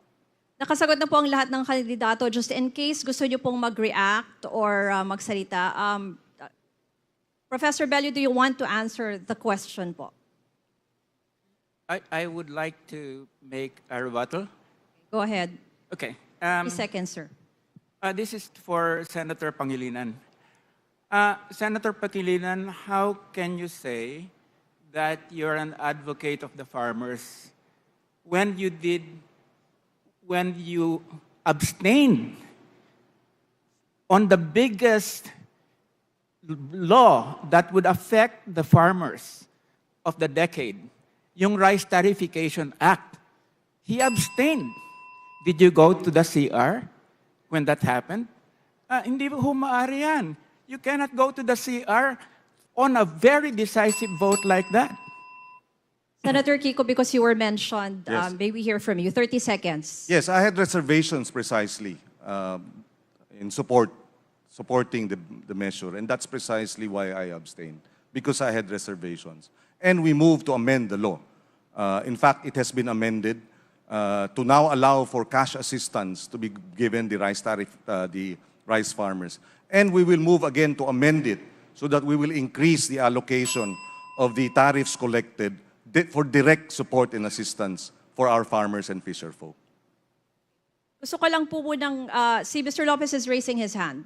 Go ahead, sir. 30 seconds. Meron lang po akong rejoinder regarding geopolitics. The geopolitical dynamics of the Asia-Pacific region could lead to a bigger conflict as a result of the Russia-Ukraine war that is ongoing. Ngayon po, in order to prevent our country from getting engaged in a bigger nuclear conflict that is a big possibility, no, that it could happen during our lifetime. We should assume or push for an independent foreign policy. Gusto ko lang pong balikan yung sagot po kanina ni Mr. David. Lagi po nating naririnig, bago po sa pandinig natin yung sinasabi nyo na Commission for Moral Renewal and Cultural Restoration. Pwede po kayong maging specific lang kung ano po ba ito? You have 30 seconds. The Commission will run the programs, no? Pervasively sa mga eskwelahan, sa lahat ng institusyon ng pamahalaan at ng lipunan. Magkakaroon ng programa para pukawin muli, no? Yung napakaganda nating kaugalian bilang mga Pilipino, dapat maibalik natin yan. Ma-restore natin yung ating faith. Ma-restore natin yung hope and love for each other. Maari naman tumulong ang gobyerno sa bagay na yan at hindi dapat lamang iwan sa mga simbahan. Clarify ko lang po, ito po ay pagtuturo sa mga schools. Ganun po ba? They will be in charge of... Well, hindi lang pagtuturo sa mga eskwelahan. Kasama na rin yung sa mga empleyado ng pamahalaan at ordinaryong mga tao, no? Ibalik natin yung katapatan natin, no? Yung mga mabubuting asal na nawala. Dapat natin maibalik yan para pag nagawa natin yung kalahati ng ating problema na kinakaharap ngayon at sa susunod pang mga panahon, bawas na kaagad. Bawas na kaagad. Basta maibalik lang natin yung magandang asal at pagmamahal sa ating kapwa. Meron pa po tayong oras for a rejoinder, Dr. Ong. Yes. Sinabi ni Mr. Manny Lopez about the possibility of nuclear war. Yan po talaga isa sa binabantayan ko. Bukod sa pandemic, may chance magkaroon ng nuclear war at ang Pilipinas po, hindi po tayo ready sa nuclear radiation emergency preparedness. Hindi po tayo handa. Ang ibang bansa handa na dyan. Kailangan tayo bumili ng potassium iodide. Ibang usapan dito. Itong lugar dito, hindi ito safe. Kailangan ka pa may fallout shelter. Kailangan prepared tayo just in case umabot tayo sa ganyang gera. Attorney Serapio is raising. Yes, just very quick comment on the geopolitical situation right now. Yung independent foreign policy po ay dapat to ay may konteksto ng interdependence na umiiral na ngayon sa mundo. Tungkol naman sa nuclear war possibility, the zero-sum principle more or less is the deterrent to that. Tungkol naman po dito sa sinabi ni aking kasamang Rizal David, that's really the elephant in the room. During the Ramos administration, merong moral recovery program. They call it pamathalaan o pamamathala kasama si Bathala. Dapat po talaga yan ay bigyan ng pansin. Meron pa po tayong oras for a rejoinder from Professor Bello. Yes. Alam niyo yung sinabi ni Senator Pangilinan, cash assistance. Alam naman niya na pantawid kahirapan yon. Pantawid sa kahirapan sa kanayunan hanggang sa mga informal settlers dito sa lungsod. Alam naman ni Senator Pangilinan that yung ating mga compliance with the WTO, including this last one, Rice Tarification Act, they forced that on us. And he failed to oppose it. Kunyari raw, may doubts siya.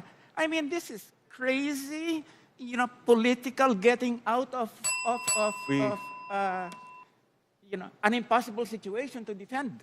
This is the last reply for this topic, Senator Kiko. Go ahead, 30 seconds. Yes, we respect the view of Professor Bello, but we obviously disagree with it. The rice tarification measure was passed in March of 2019. The Sagip-Saka Act was passed in April 2019. The Sagip-Saka Act now mandates that national and local governments can now buy directly from our rice farmers, palay, rice, and other products. That's precisely why we pushed for that, because we knew the impact of the rice tarification measure. So I beg to disagree with his view that we are crazy or we do not know or we are not aware of the implications of the rice tarification measure. You should have opposed it. Thank you very much, I candidates. abstained from it because I had reservations. You should have opposed it. And if you disagree with my vote, well, then let us learn to agree to disagree with respect. You Okay, came thank you into very the much. WTO. Gentlemen, we have to go on a break. Maraming salamat sa ating mga kandidato at Marami pang batuhan ng opinyon at kontra-opinyon. Susunod na yan sa pagbabalik ng Pilipinas Debates 2022, The Turning Point.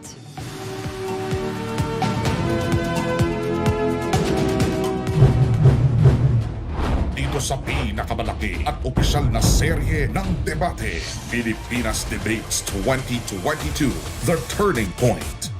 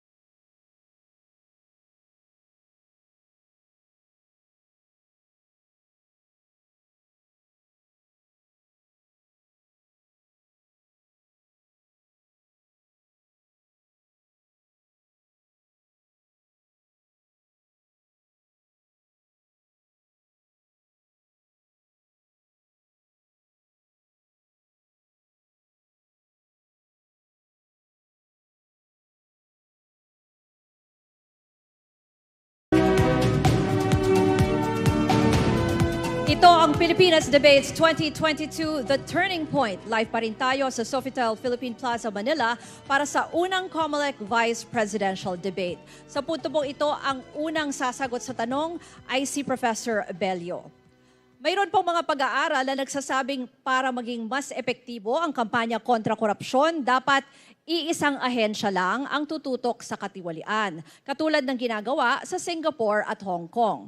Sa ngayon, to name a few, we have the Office of the Ombudsman, the Presidential Anti-Corruption Commission, and several task forces. Pabor ka ba o hindi na magkaroon na lang ng isang anti-corruption agency? Pakipaliwanag po ng inyong sagot. You have 90 seconds, Professor Bello. Can I answer any way I want?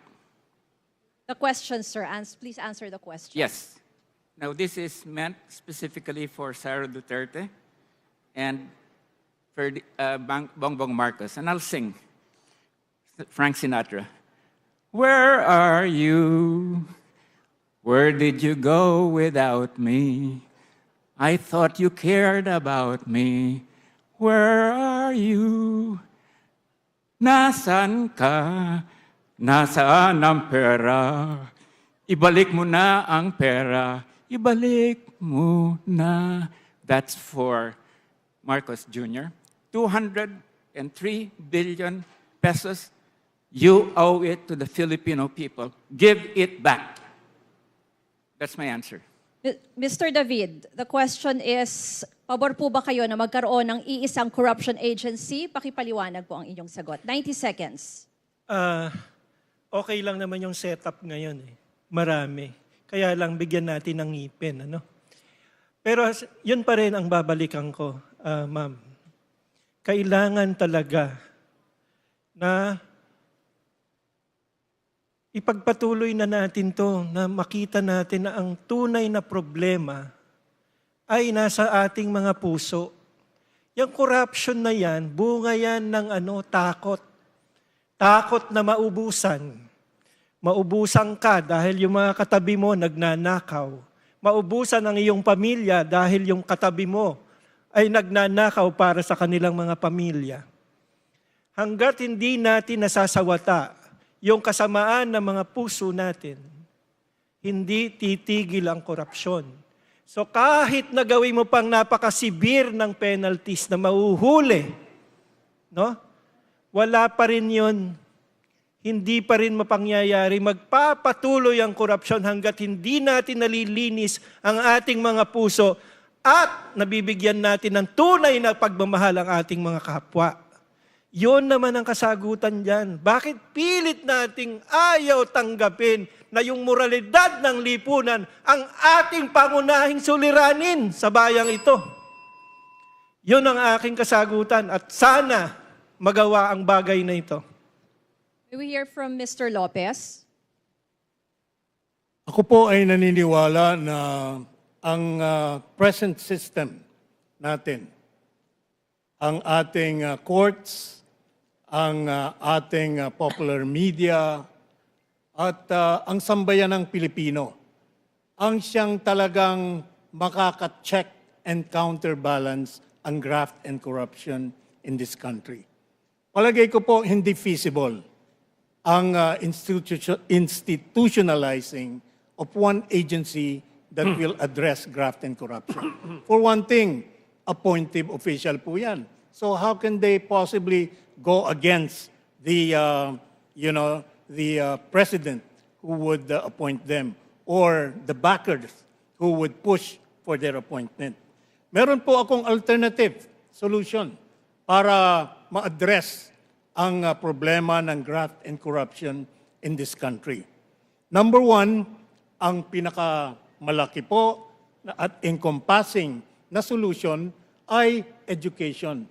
We have to teach our children and even adults, to start loving their country, to promote and support what is good and just for our country and for the Filipino people. Kailangan po natin i-penalize din ang grafters at corruptors in government. And we can do this by amending the People's Initiative Law and make it functional. And lastly po, please lang, dadagdagan ko lang po. Let's make plunder qualify for death penalty? Dr. Willie Ong. Yes, talagang malaking problema ang corruption sa bansa natin. May mga estimate na 20% ang corruption or 700 billion. Talagang napakalaki, dito naubos yung pera natin. Meron tayong COA na para makita kung merong problema sa paggastos ng pera ng mga agencies. Pwede gawing public yung mga findings ng COA, pero dapat meron pa rin due process. Pwede natin i-rotate yung mga auditors para walang collusion. Para mabawasan ng corruption, ang sabi, ang payo ng mga eksperto, syempre, more computerization, mas less yung corruption. Sa custom, sa BIR, kahit sa PhilHealth. Makakatulong din yung Freedom of Information Bill. At syempre, sa SALN, dapat public yung SALN para makita ng tao yung pera. Pagdating naman sa developmental funds ng mga congressmen, dapat may roadmap kung saan dadalhin yung pondo. Hindi pwede kung saan lang ilalagay at pwede natin lagyan ng mga line items kung saan nila pwede lang ilagay. Palagay natin 20% sa MSME, 20% sa health para at least pag hinati-hati ito, mas maliit ang tsansa ng corruption. Salamat po. Senator Kiko. Ang problema, dapat talaga ang anti-corruption agency ay ang hudikatura. Dahil sila ang nagpaparusa sa mga nagkakasala. Ang problema, kulang ang budget ng hudikatura. Wala pang 2% ng kabuuang budget ng ating gobyerno. Kulang ang mga piskal, kulang ang mga korte, kulang ang mga judge. Ang mga judge ata kulang ng mga 25% ang ating huwes. Kulang ng mga 30% ang mga piskal. Ayaw mag-abogado sa gobyerno dahil mababa ang pay. Dapat ma-increase ang budget. Mabagal ang paglilitis. 6 na taon ang paglilitis ng isang kaso sa first level court. Doon nagkakaproblema. We must modernize our judiciary so that the corruption drive will be meaningful. Ang Hong Kong, 8 out of 10 cases convicted. Ang Japan, 9 out of 10 corruption cases convicted. Sa atin, wala pang 3 out of 10. Ibig sabihin, sa bawat 10, 7 absuelto. Paano magkakaroon ng respeto sa ating mga batas at matatakot ang mga kurakot kung mabagal ang paglilitis at minsan nga karamihan absuelto? We have to modernize our justice system. We have to double the budget of the judiciary. We did this actually. We were able to increase the budget of the judiciary by additional 3 billion in 2008 when we were chairman of the Committee on Justice. And we were able to put together the Judiciary Executive Legislative Advisory Council para matugunan ang problema ng budget ng judikatura. Attorney Sarapio. Yes, institutional prescriptions such as a single commission or agency to address corruption has to be contextualized in our need for a total constitutional change. And the provision, for example, for the ombudsman as now stipulated in the current constitution and as proposed in the Puno Bayani Constitution are institutional responses to the need to address corruption. However, until and unless we are also able to change the power structure, meaning the monopoly of economic power and the monopoly of political power, then we will not really be able to address this comprehensively. And we cannot continue to provide for band-aid solutions. We need to really address this in totality. And that will include internal change in those who will lead the country. Because external conditions are the ones that provide the basis for internal change. And these two must come together. Sabi nga nila, new wine must have new wine skin. Otherwise, the new wine that you pour into new wineskin will get spoiled. So yun po. Thank you. Senate President Soto. A singular body to address corruption. The government is too large for a single body. What we need is internal cleansing. We must lead by example. Perfect example is Senator Ping Lacson when he was head of the Philippine National Police. Nawala ang kotong. Anong technique? Internal cleansing and lead by example. Kahit anong offer ng kahit ano, pati reward, hindi tinatanggap. When you lead by example, everybody else follows. Although COA, right now, and the Ombudsman Martires are doing a good job, I must say. But then again, if we do not digitalize, if there is no internal cleansing, ay tagilid. Ay, yung digitalization, pinakamagandang example, Bureau of Customs eh. Ang lami na namin binigay na budget do sa Bureau of Customs eh. Hindi nabubuo yung digitalization eh. Bakit? Eh gusto nila may human intervention eh. Pag may human intervention, ando ng taga. Kaya we must digitalize. Yun ang kasagutan sa karamihan dyan. At saka yung mga ahensya natin, yung mga iba't ibang ahensya natin, sundin na natin yung ginawa namin doon sa ease of doing business, which is dapat maximum 5 signatures. Hindi na, 200 kung ilang signatures yung nangyayari. So the ARTA, the Anti-Red Tape Act has been amended by the ease of doing business. Thank We've you. heard from all our candidates, and the floor is open for any reacts or comments. Mr. Lopez is raising his hand. Go ahead. You have 30 seconds. Yes, I just want to go back to a historic event in 2016 or 2015. And this is the Million People March. Marami po sa atin na sumali dito. And if you put all these rallies that are being conducted now, it will pale in comparison with the people, with the Million People March.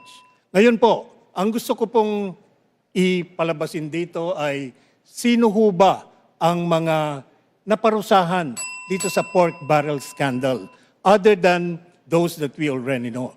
Because sa media po, nakatanggap tayo ng mga reports that there were over 100 legislators involved in the pork barrel scam. And what has happened? Thank you, sir.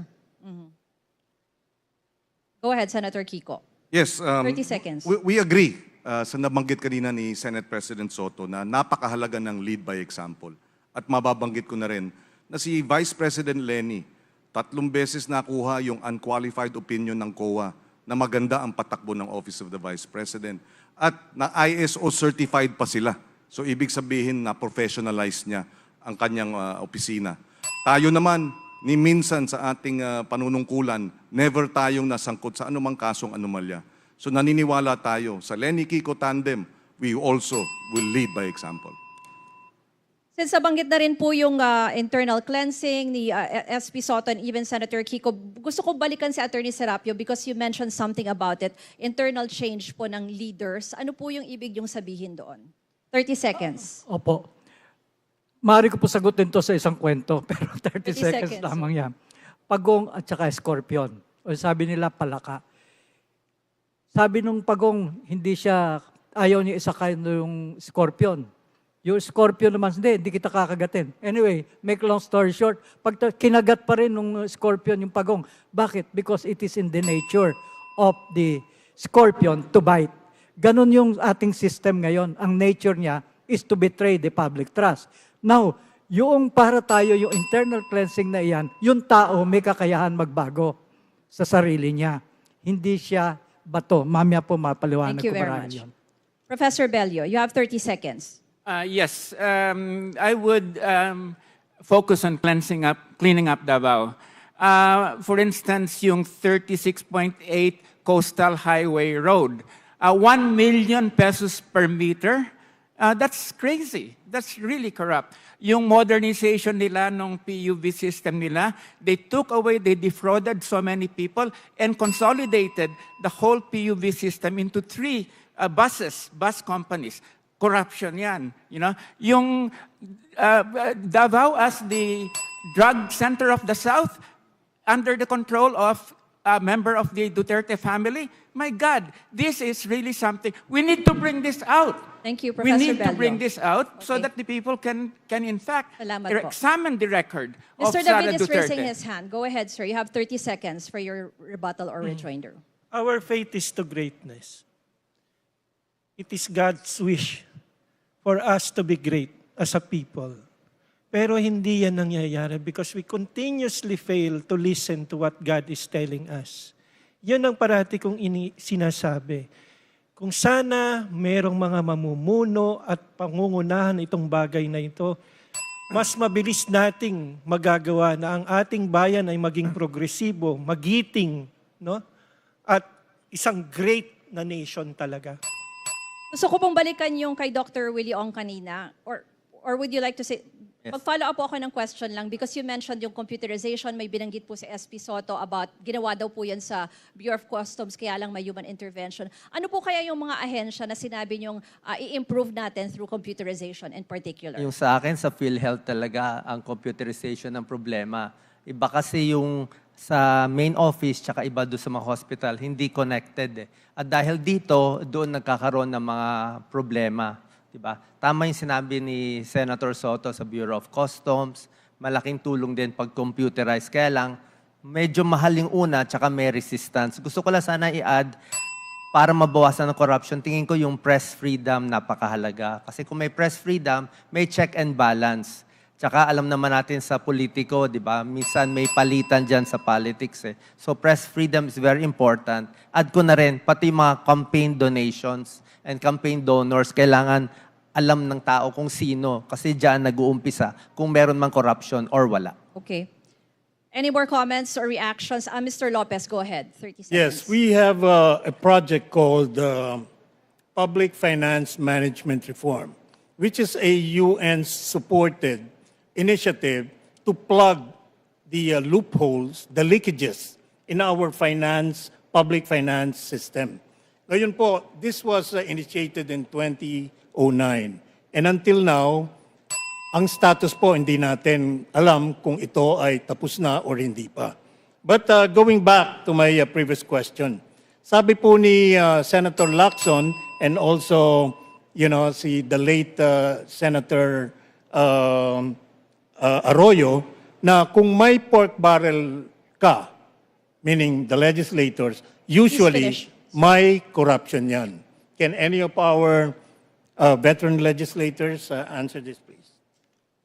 May gusto po bang sumagot sa mga senador po na nandito?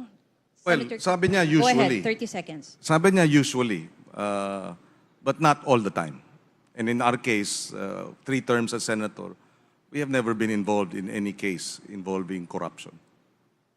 Senate President Soto. Definitely, as far as I'm concerned. Kaya sinasabi namin na yung aming programa, which is BRAVE, Budget Reform Advocacy for Village Empowerment, sa local government dapat nag-usimula. Para wala na nung pag-submit sa National Expenditure Program, nanggagaling sa baba, nanggagaling sa barangay, nanggagaling sa LGU, ano mga pangangailangan nila. Instead na ba, ando doon na, pagkatapos sasaksakan ng budget na ganito, isisingit yung budget na ganyan, magiging pork barrel. Then it is disallowed by the Supreme Court already. Attorney Sarapia is raising his hand. 30 seconds, sir. I would just like to ask whether our two gentlemen senators here would agree that there is such a thing as a monopoly of economic power and also of political power. Short dynasties and oligarchies somehow serve as the foundations of our political system. And for as long as that is the case, we may really find it very difficult to address corruption. Bigyan po natin ng Yes. pagkakataon na sumagot. Una muna, si Senate President. Yes, if you're talking about monopoly in this issue, definitely, the national government has monopoly.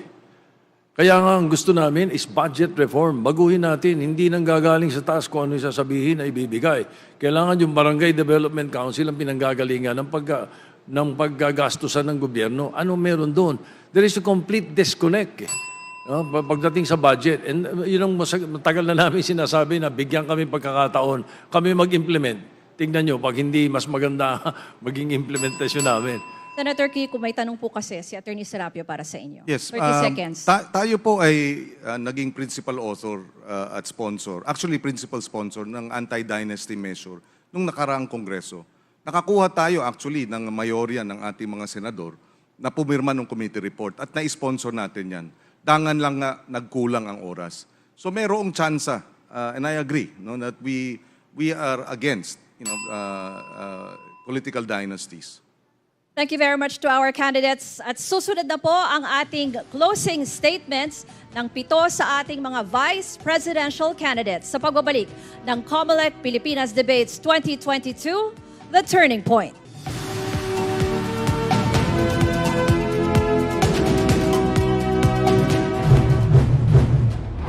Dito sa pinakamalaki at opisyal na serye ng debate, Pilipinas Debates 2022, The Turning Point.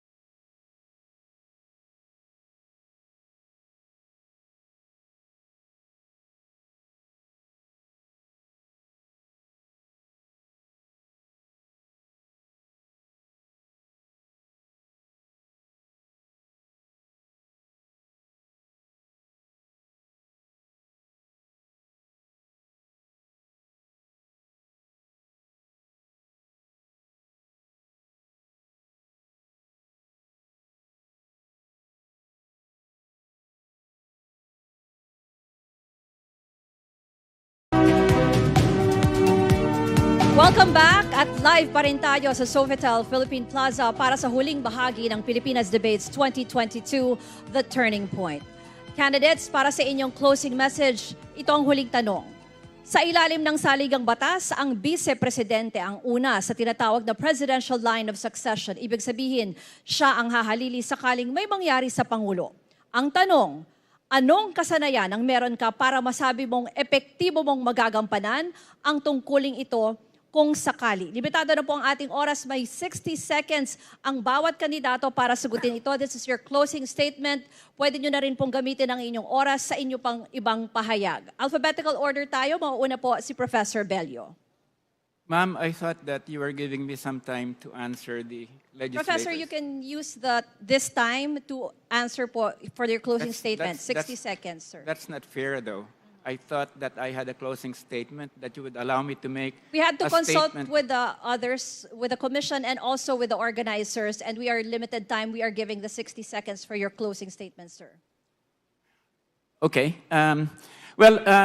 Gusto ko lang sabihin dito na talagang magkaiba kami ni Calio dito sa mga ibang politiko, especially yung mga nasa ating entablado. Kami ho, frankang-franka kami. Yung hinihingi namin, very strict, 750 pesos a day minimum, yung repeal the Rice Tariffication Act, repeal yung Automatic Appropriations Act, decriminalize abortion, legalize same-sex marriage, legalize divorce. Pero hindi lang ho yun. Magkakaiba ho talaga yung vision. Alam ho, in the scripture ho, may sinabi that without vision, the people perish. No? Yung ho mga traditional politicians, wala hong vision na binibigay sa atin. Kami ho ni Calio are offering a vision of equality, a free of poverty Philippines, democratic socialism. Ito ho yung vision namin, which is very different from that of the traditional politicians. Mr. David. Pwede bang bago mo patakbuhin yung may sasabihin lang ako. I would like to congratulate COMELEC for the handling of the debates. And of course, I would like to thank you, Ma'am Ruth Cabal, for doing a great job. Now, tumatakbo yung oras ko eh. Sir, pasensya na po kasi last na po anyway, natin and we're limited. Yan, sige, balik. Marami akong masasabi para iboto niyo ako at yung aking kasama na si Dr. Joey Montemayor. Pero at the end of the day, hindi kami mananalo. Wala ni isa dito ang mananalo kay Sara Duterte. Wala ni isa doon sa mga presidential candidates ang tatalo kay Bongbong Marcos. Kaya ako ay nananawagan ngayon sa aking mga kasamang kandidato.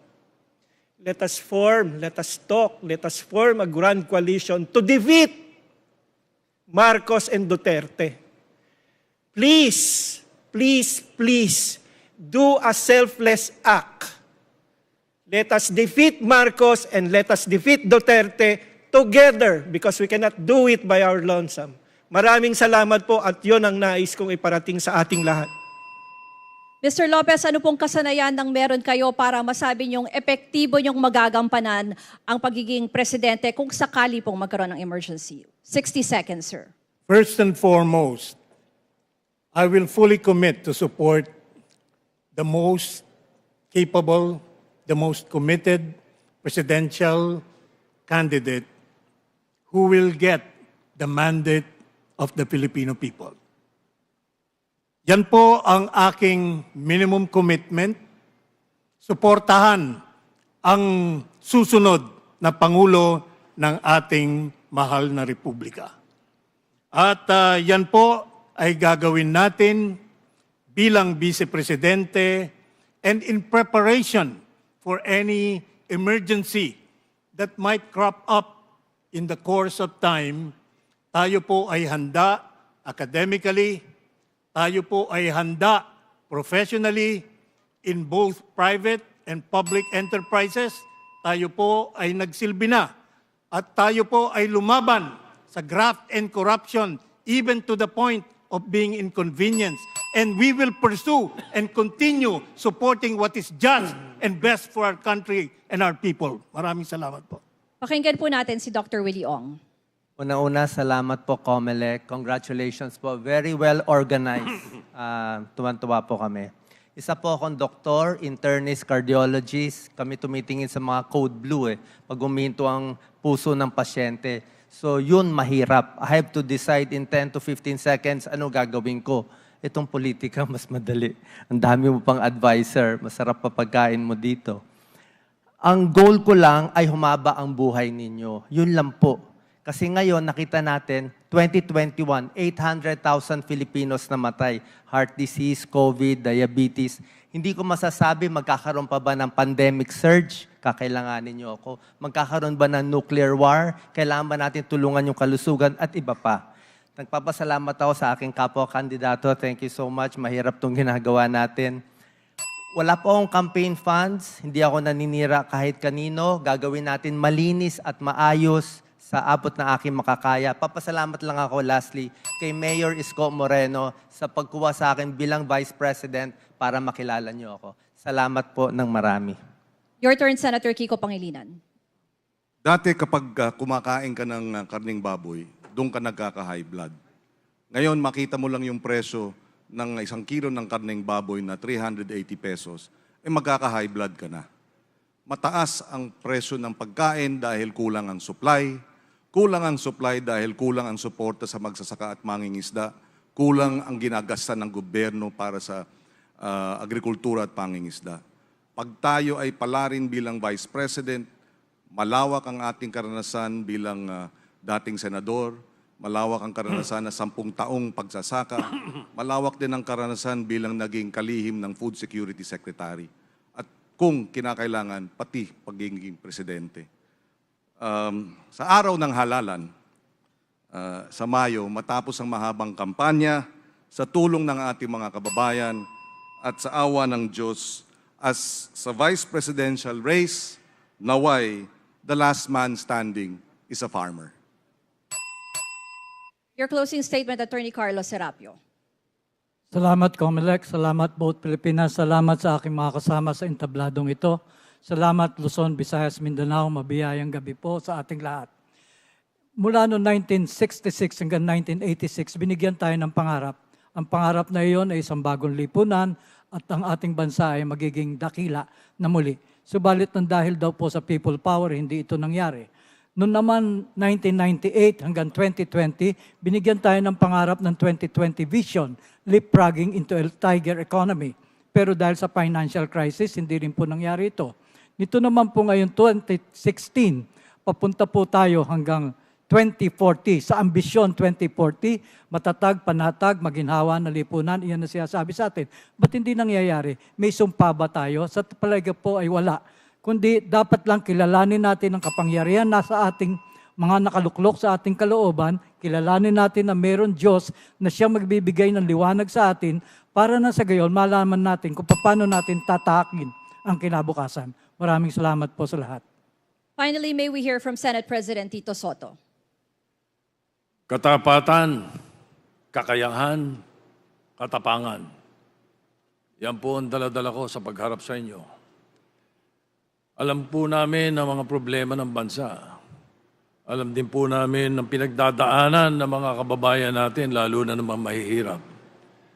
Alam din po namin ang solusyon. 24 years po akong senador. I am tired of making laws that are not implemented properly. Kaya po kami naririto humaharap. Yung pong opisina ng pangalawang Pangulo ay hindi ko po pagpapraktisan. Hindi po ako mangangapa. Ang karanasan ko po na 30 taon sa public service ay sapat na. Kilala niyo naman po ako at ang aking buong pamilya nationwide. Dati niyo na aking binoboto, pinagtitiwalaan. Ibalik ang tiwala sa gobyerno. Pagtiwalaan niyo po ako, hindi kayo mapapahiya.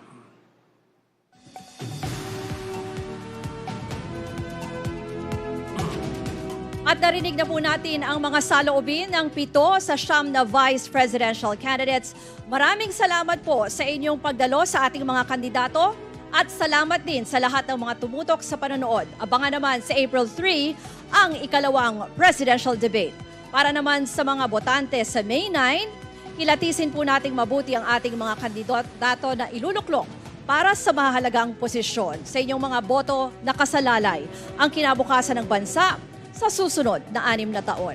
Gawin po nating panata ang pagtataguyod ng isang mapayapa at maunlad na Pilipinas. Bumoto po tayo ng tama.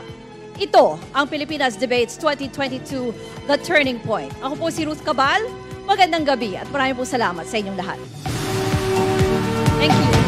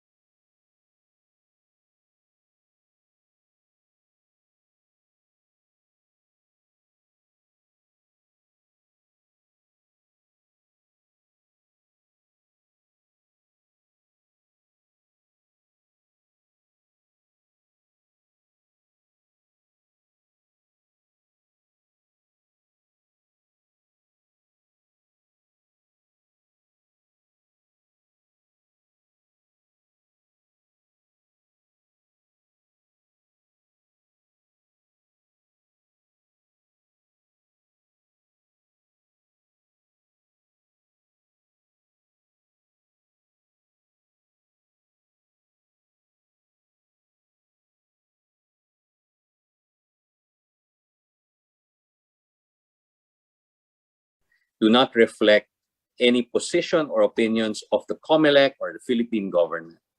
They are merely an academic discussion, but we hope that through this discussion, we are going to give you some insight into your vice presidential candidates and a more educated approach to your election day on May 9. Joining us this evening for this roundtable, again, long time no see, Dr. Julie Caguiat. She is a doctor and a convener of the Cure COVID Network. She is also a member of the Academe and Civil Society Coalition for Voter Education and Empowerment. And she will be helping us wade through some of these discussions that we've heard just now. And joining Dr. Julie and I, we have Dr. Dexter Galban. He is a multi-awarded public servant, health professional, social impact entrepreneur, corporate trainer, and NGO advisor. With a Doctor of Medicine and Masters in Business Administration from the Ateneo de Manila University, a very good university indeed, and a Bachelor of Science in Nursing from the University of the Philippines. He currently serves as a commissioner and board member of the Commission on Population and Development, or POPCOM, under the National Economic and Development Authority, NEDA, and he is the CEO and Digital Health Social Enterprise, the CEO and founder of the Digital Health Enterprise Alaga Health and training and the training and consulting firm Experto Play Labs International Consultancy. You gave me a lot of introduction, Dexter, but thank you very much for joining us. And I think we have two who are very focused on health, but I think we've heard some very interesting insights from Doc Julie about how health is actually a holistic issue, something that you have to approach from a holistic point of view. Good evening to all our viewers and to our panelists for tonight's roundtable discussion. Now, let me turn to my panelists and ask them about their insights on this debate. Very interesting. We were having a little bit of a conversation about, well, what had happened or transpired in this evening's debates. So I wanted to get some of your thoughts, your first impressions. So let's go first impressions first. We don't have to dive first into any deep policy. So yung unang parang yung una nating naramdaman dahil dito sa debate na to or sa presentations nila. So Doc Julie. Oh, okay. So good evening, Sir Tony and Dr. Dexter. It's another opportunity and privilege. Thank you for the organizers for inviting me again to give a view on the vice presidential. They viewed the pandemic response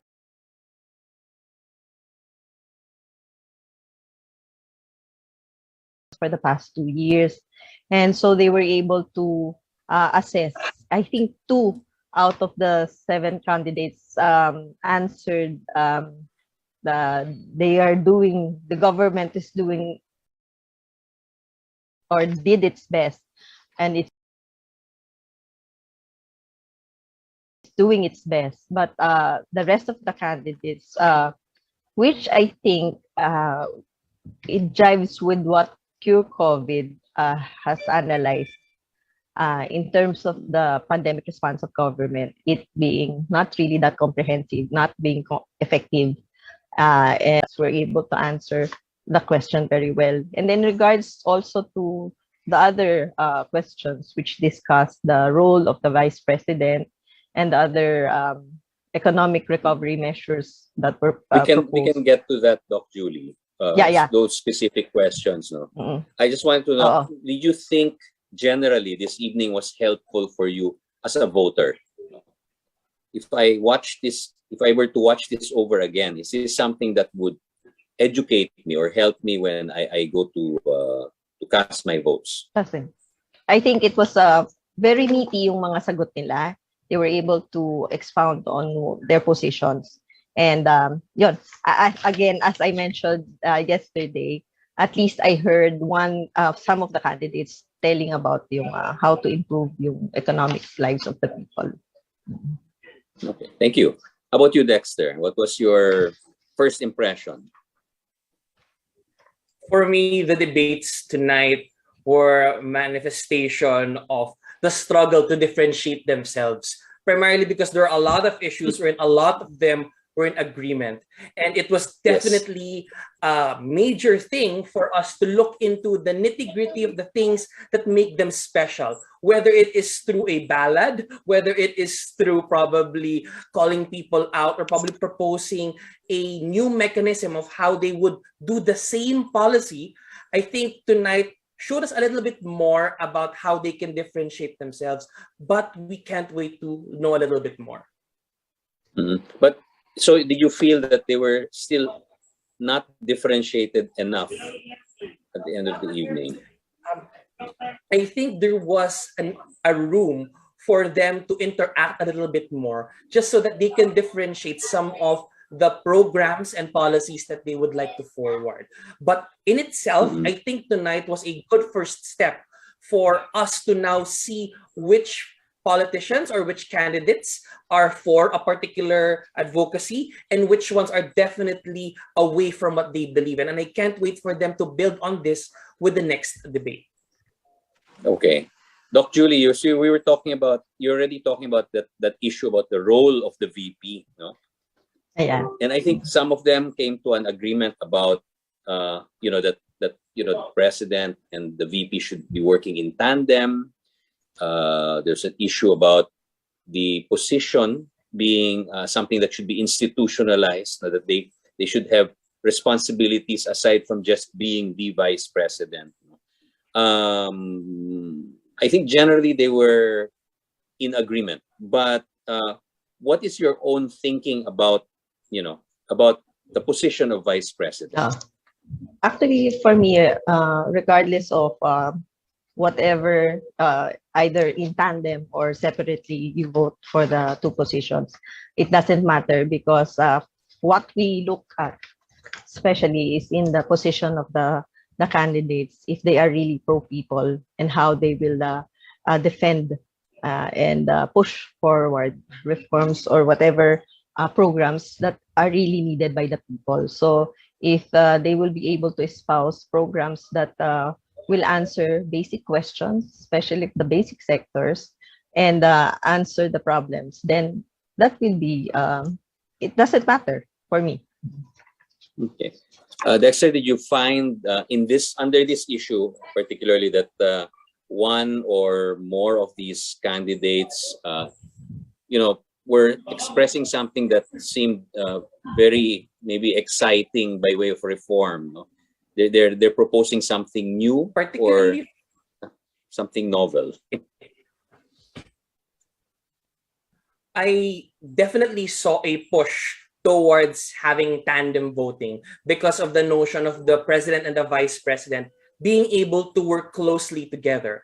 But then again, there was a very good rebuttal that was noted by some of the other candidates, wherein you've seen examples wherein even without the similarity in party, they are able to still execute the office very well. And we've seen that in several administrations. So in terms of being able to push for tandem voting, I think people are now starting to entertain the idea, yet still because of the existing examples, there may be some hindrances or recouping when it comes to the public support. Okay. Now, I noticed there was one very interesting input coming from candidate David, no, with regard to this particular issue. And he was saying that it doesn't really matter. We should shift system of government because a parliamentary system is actually something that is more democratically sensitive. It is something that allows us to make changes more dynamic, no? And we'll do away with this whole problem that we have, I guess, when you have opposing presidents and vice presidents and all that. But what are your impressions on that sort of one candidate who had a different thinking about, about the position of vice president?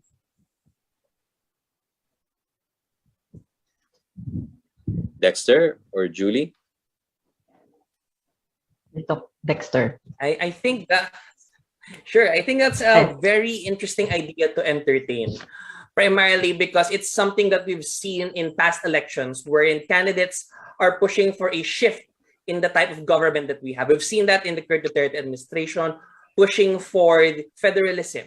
Although we have seen also the difficulty in actually implementing that or pushing for it to happen. So it's something that we can really entertain. There are benefits to such of a form of government, but we definitely need to see bigger public support and a better analysis of whether or not this is the good way to go for the Philippines right now.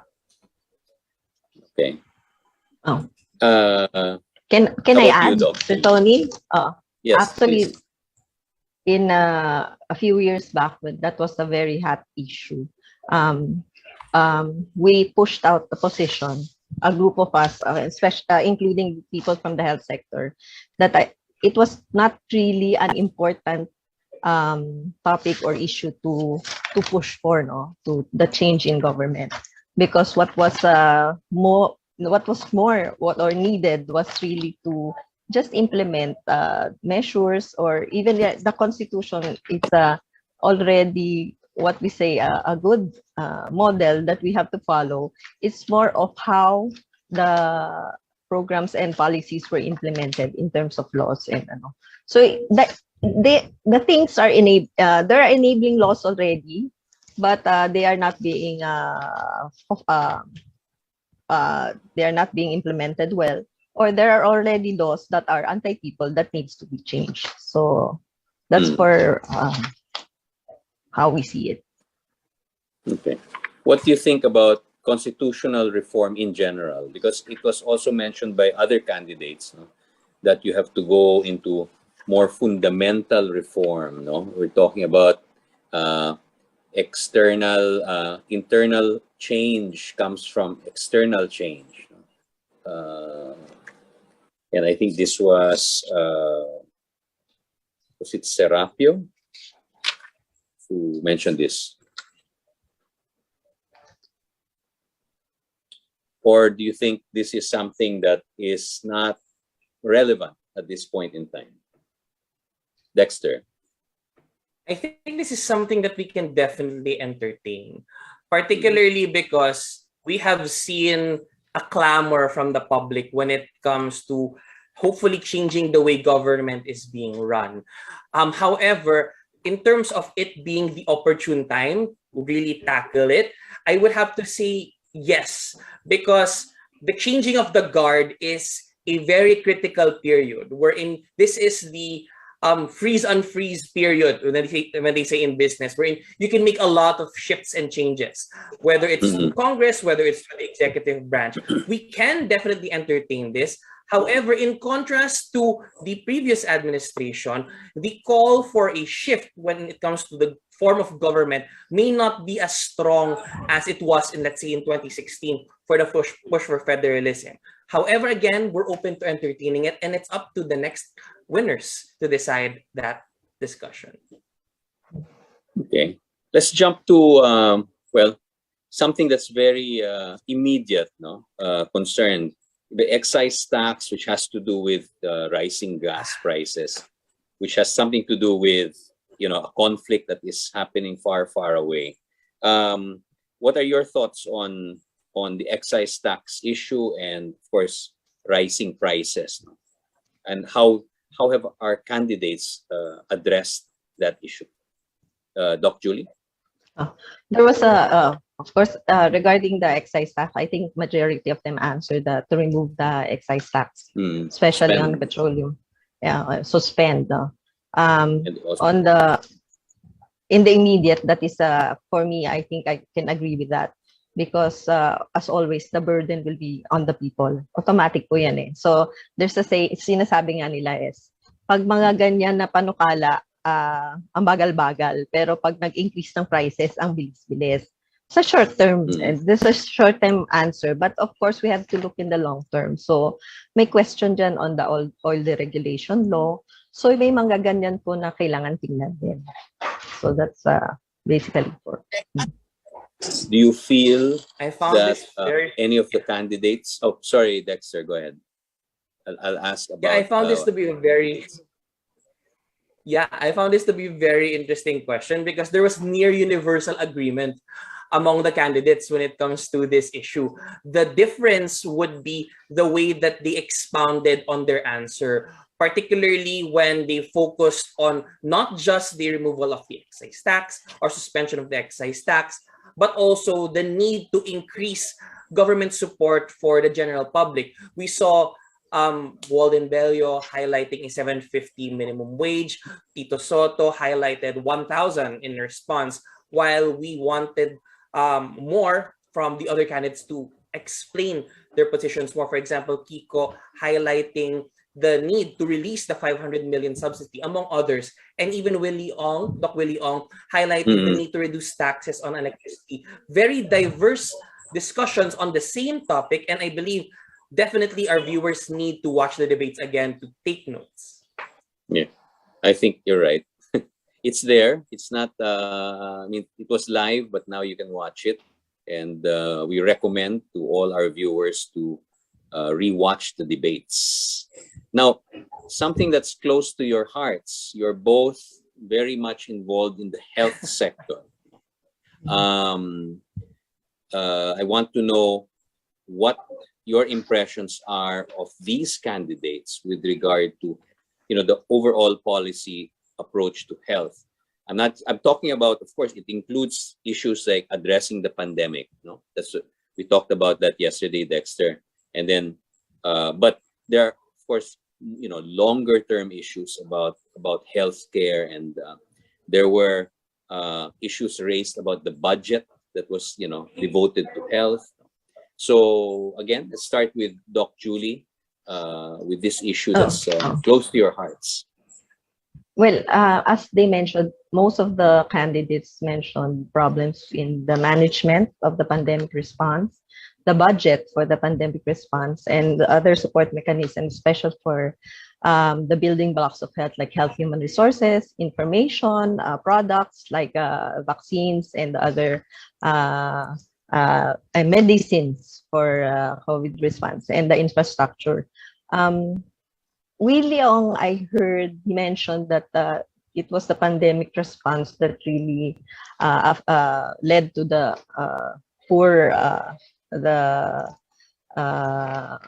pag-ano nung healthcare system natin. But actually, pre-pandemic, our healthcare system was already very poor, and we can see that in how the government prioritizes it in terms of the budget itself. So when the pandemic struck, it was really a matter of asking for more budget. But what did you get out of the 5 trillion that was loaned?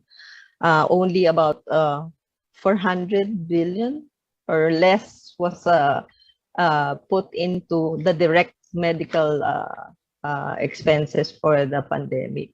And so that is also the same for the whole public healthcare system, which we should note, especially with what Sir Lopez mentioned, that during the pandemic, public-private partnership came into fore. But actually, it is already a system that the two-tiered healthcare system of our government, in majority of the people who need the healthcare most, the poorer ones, have no access to health, only engender health inequity. And is it really financing by PhilHealth, or is it a problematic financing scheme that does not really offer risk protection for majority of the Filipino people? Yeah. Healthcare has always been a governance problem, for the Philippines. Dexter, what are your thoughts? I found that for this particular question, Dr. Willie Ong showed his specialty, because of course, as a part of the medical field, he really knew how to maneuver a pandemic response, whether a small scale or large scale. Plus, he extended this to possibly discussing dropping medical prices, improving procurement, which you can see somehow mirrored with the likes of Senator Kiko Pangilinan and Senator Tito Soto, focusing more on the processes, particularly the qualification of services, the increase in budget and R&D. Very, very interesting. But what made this a little bit different in the response of Walden Bello, for example, would be focus more on the day-to-day aspect of the pandemic response, which separated it from the general trend of the responses of the other candidates.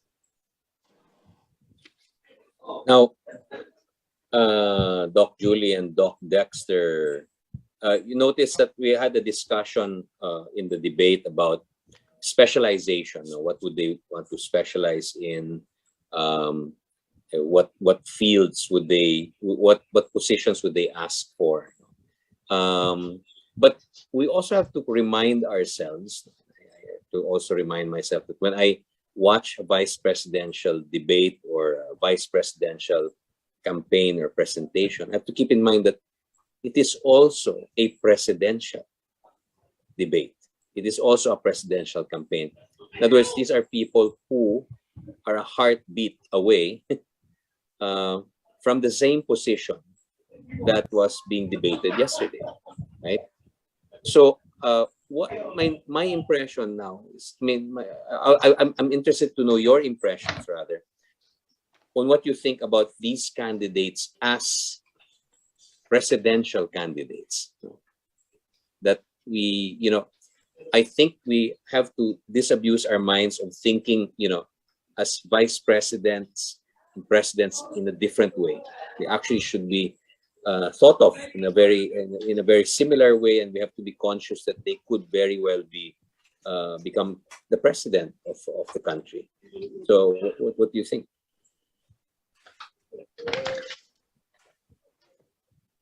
Yes, Julie.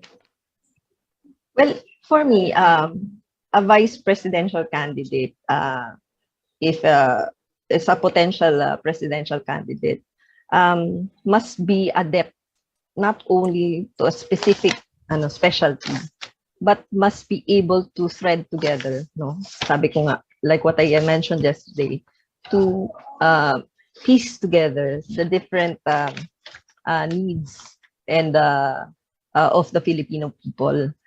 So whatever issue that is at hand or needs to be resolved must be, for example, like what I mentioned in the health sector or the problems of the health, in terms of health, it is not a matter of just providing the budget or just providing the infrastructure or the health human resources, but you have to answer also the vulnerabilities that are attached to this. So that will the vulnerabilities will come in terms of the poor people, poverty, those who cannot eat, who do not earn enough. So that must be again the comprehensive view of how they will be able to respond and be fit to become the officer of the land of our country. So that's how I see it for the vice presidential candidate. Thank you, Dexter. Could you also add on, as put on your NEDA hat, the fact that you are with NEDA would give you some insight on who can lead the economy, particularly. So, what do you think? So again, disclaimer, my thoughts are my own and not a representation of NEDA's, but following what I know from what I do with Popcom and NEDA, you can really see that among the particular candidates, those who are currently in government really show a level of adeptness when it comes to understanding the breadth of the economic response, from Senator Kiko Pangilinan to Senator Tito Soto. However, it must be also pointed out that in terms of being able to see this on the ground, we saw a very good rebuttal of sorts from the likes of Dr. Willie Ong and even Sir Walden Bello when it comes to handling the response within the immediate time period, and at the same time, those that are lobbying for a longer, more comprehensive response than, let's say, a knee-jerk economic response. Okay, thank you. Now, before we have our closing statements from you, I can't help but address the issue or the problem that candidate Walden raised. May not have been part of the specific questions, but does raise an issue, don't you think? I mean, his concern about the absence of certain candidates and what it seems to imply that you don't need to go, don't need to show up in a debate to educate the people if you're applying for the job of president or vice president, as long as there are other means of securing that position that doesn't require them to present themselves to make us think about it, or maybe our, or really does our opinion count at all? What do you think? What are your thoughts on that before we end this roundtable?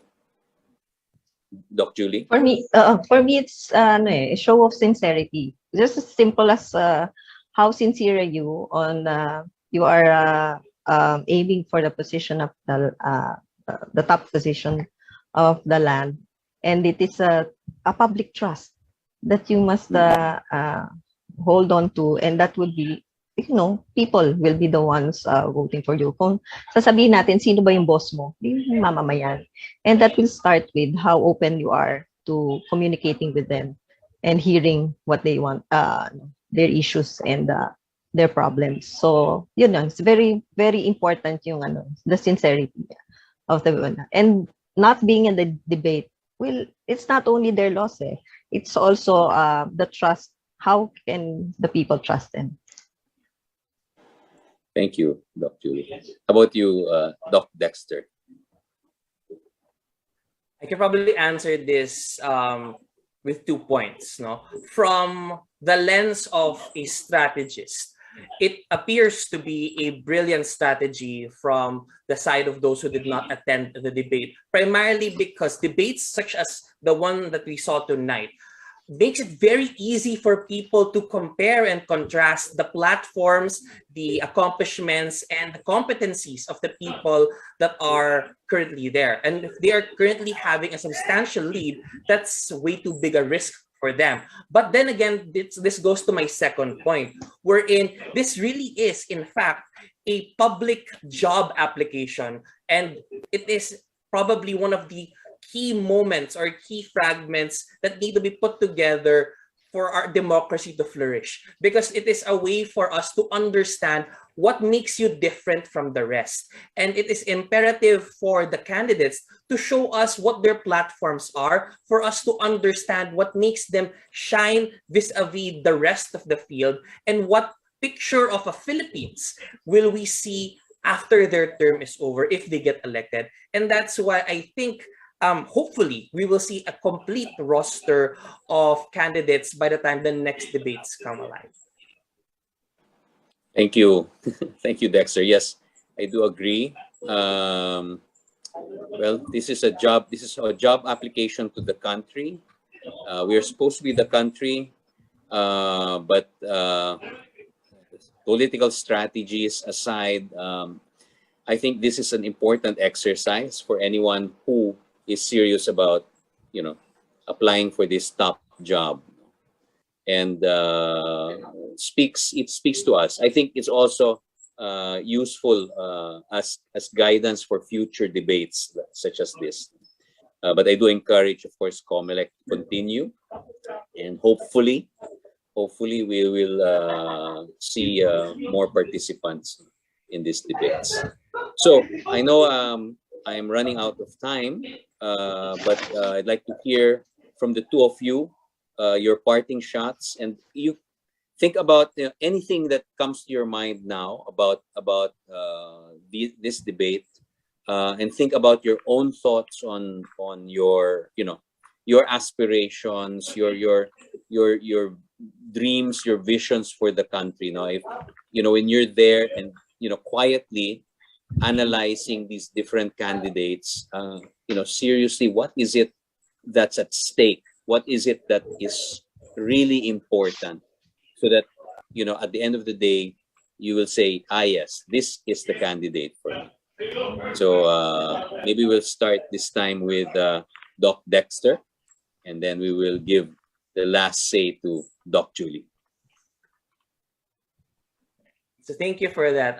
Probably in terms of my parting message, I'd like to first thank everyone for being part of this event, not only the vice presidential debate, but also our post-debate discussion, because it really highlights how much you need to understand and want to understand the platforms of the different candidates. And I believe that is essential for our country to succeed, that Filipinos show that they care, Because at the end of the day, this is a fight for the future of our country.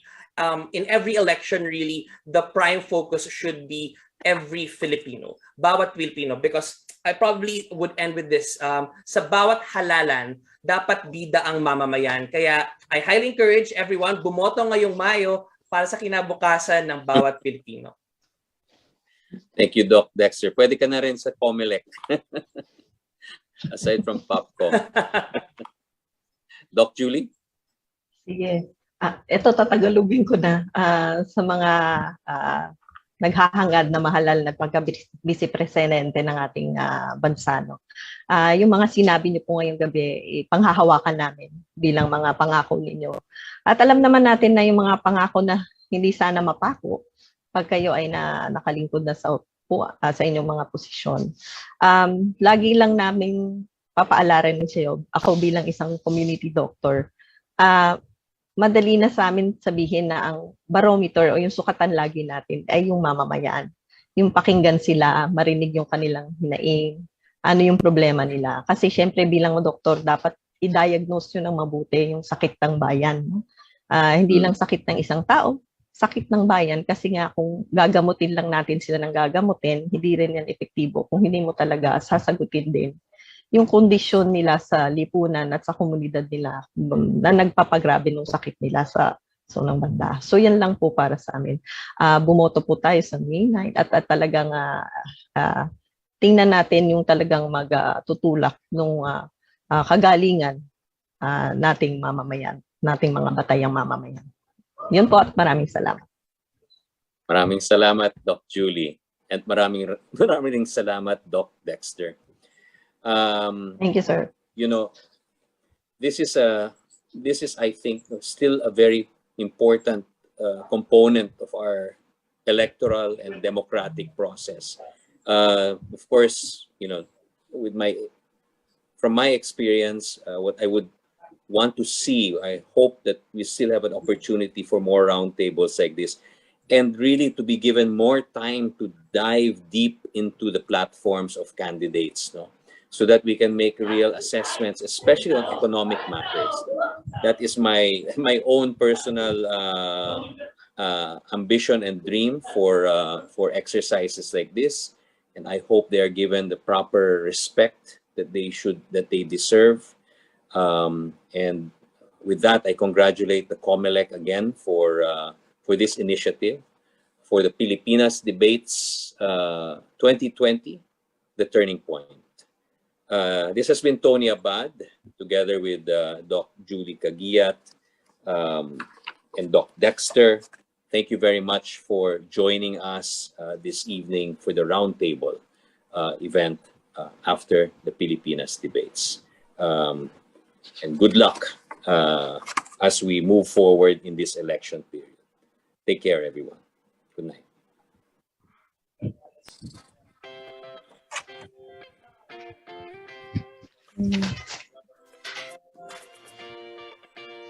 Thank you po. Okay na? Thank you, sir. Thank you, Doc Dex. Hindi pa, Doc Dex? Hindi pa ba si Doc Dex? Hi, thank you. Doc Dexter, Yes, anong hi, anong thank batch you. ka sa ano?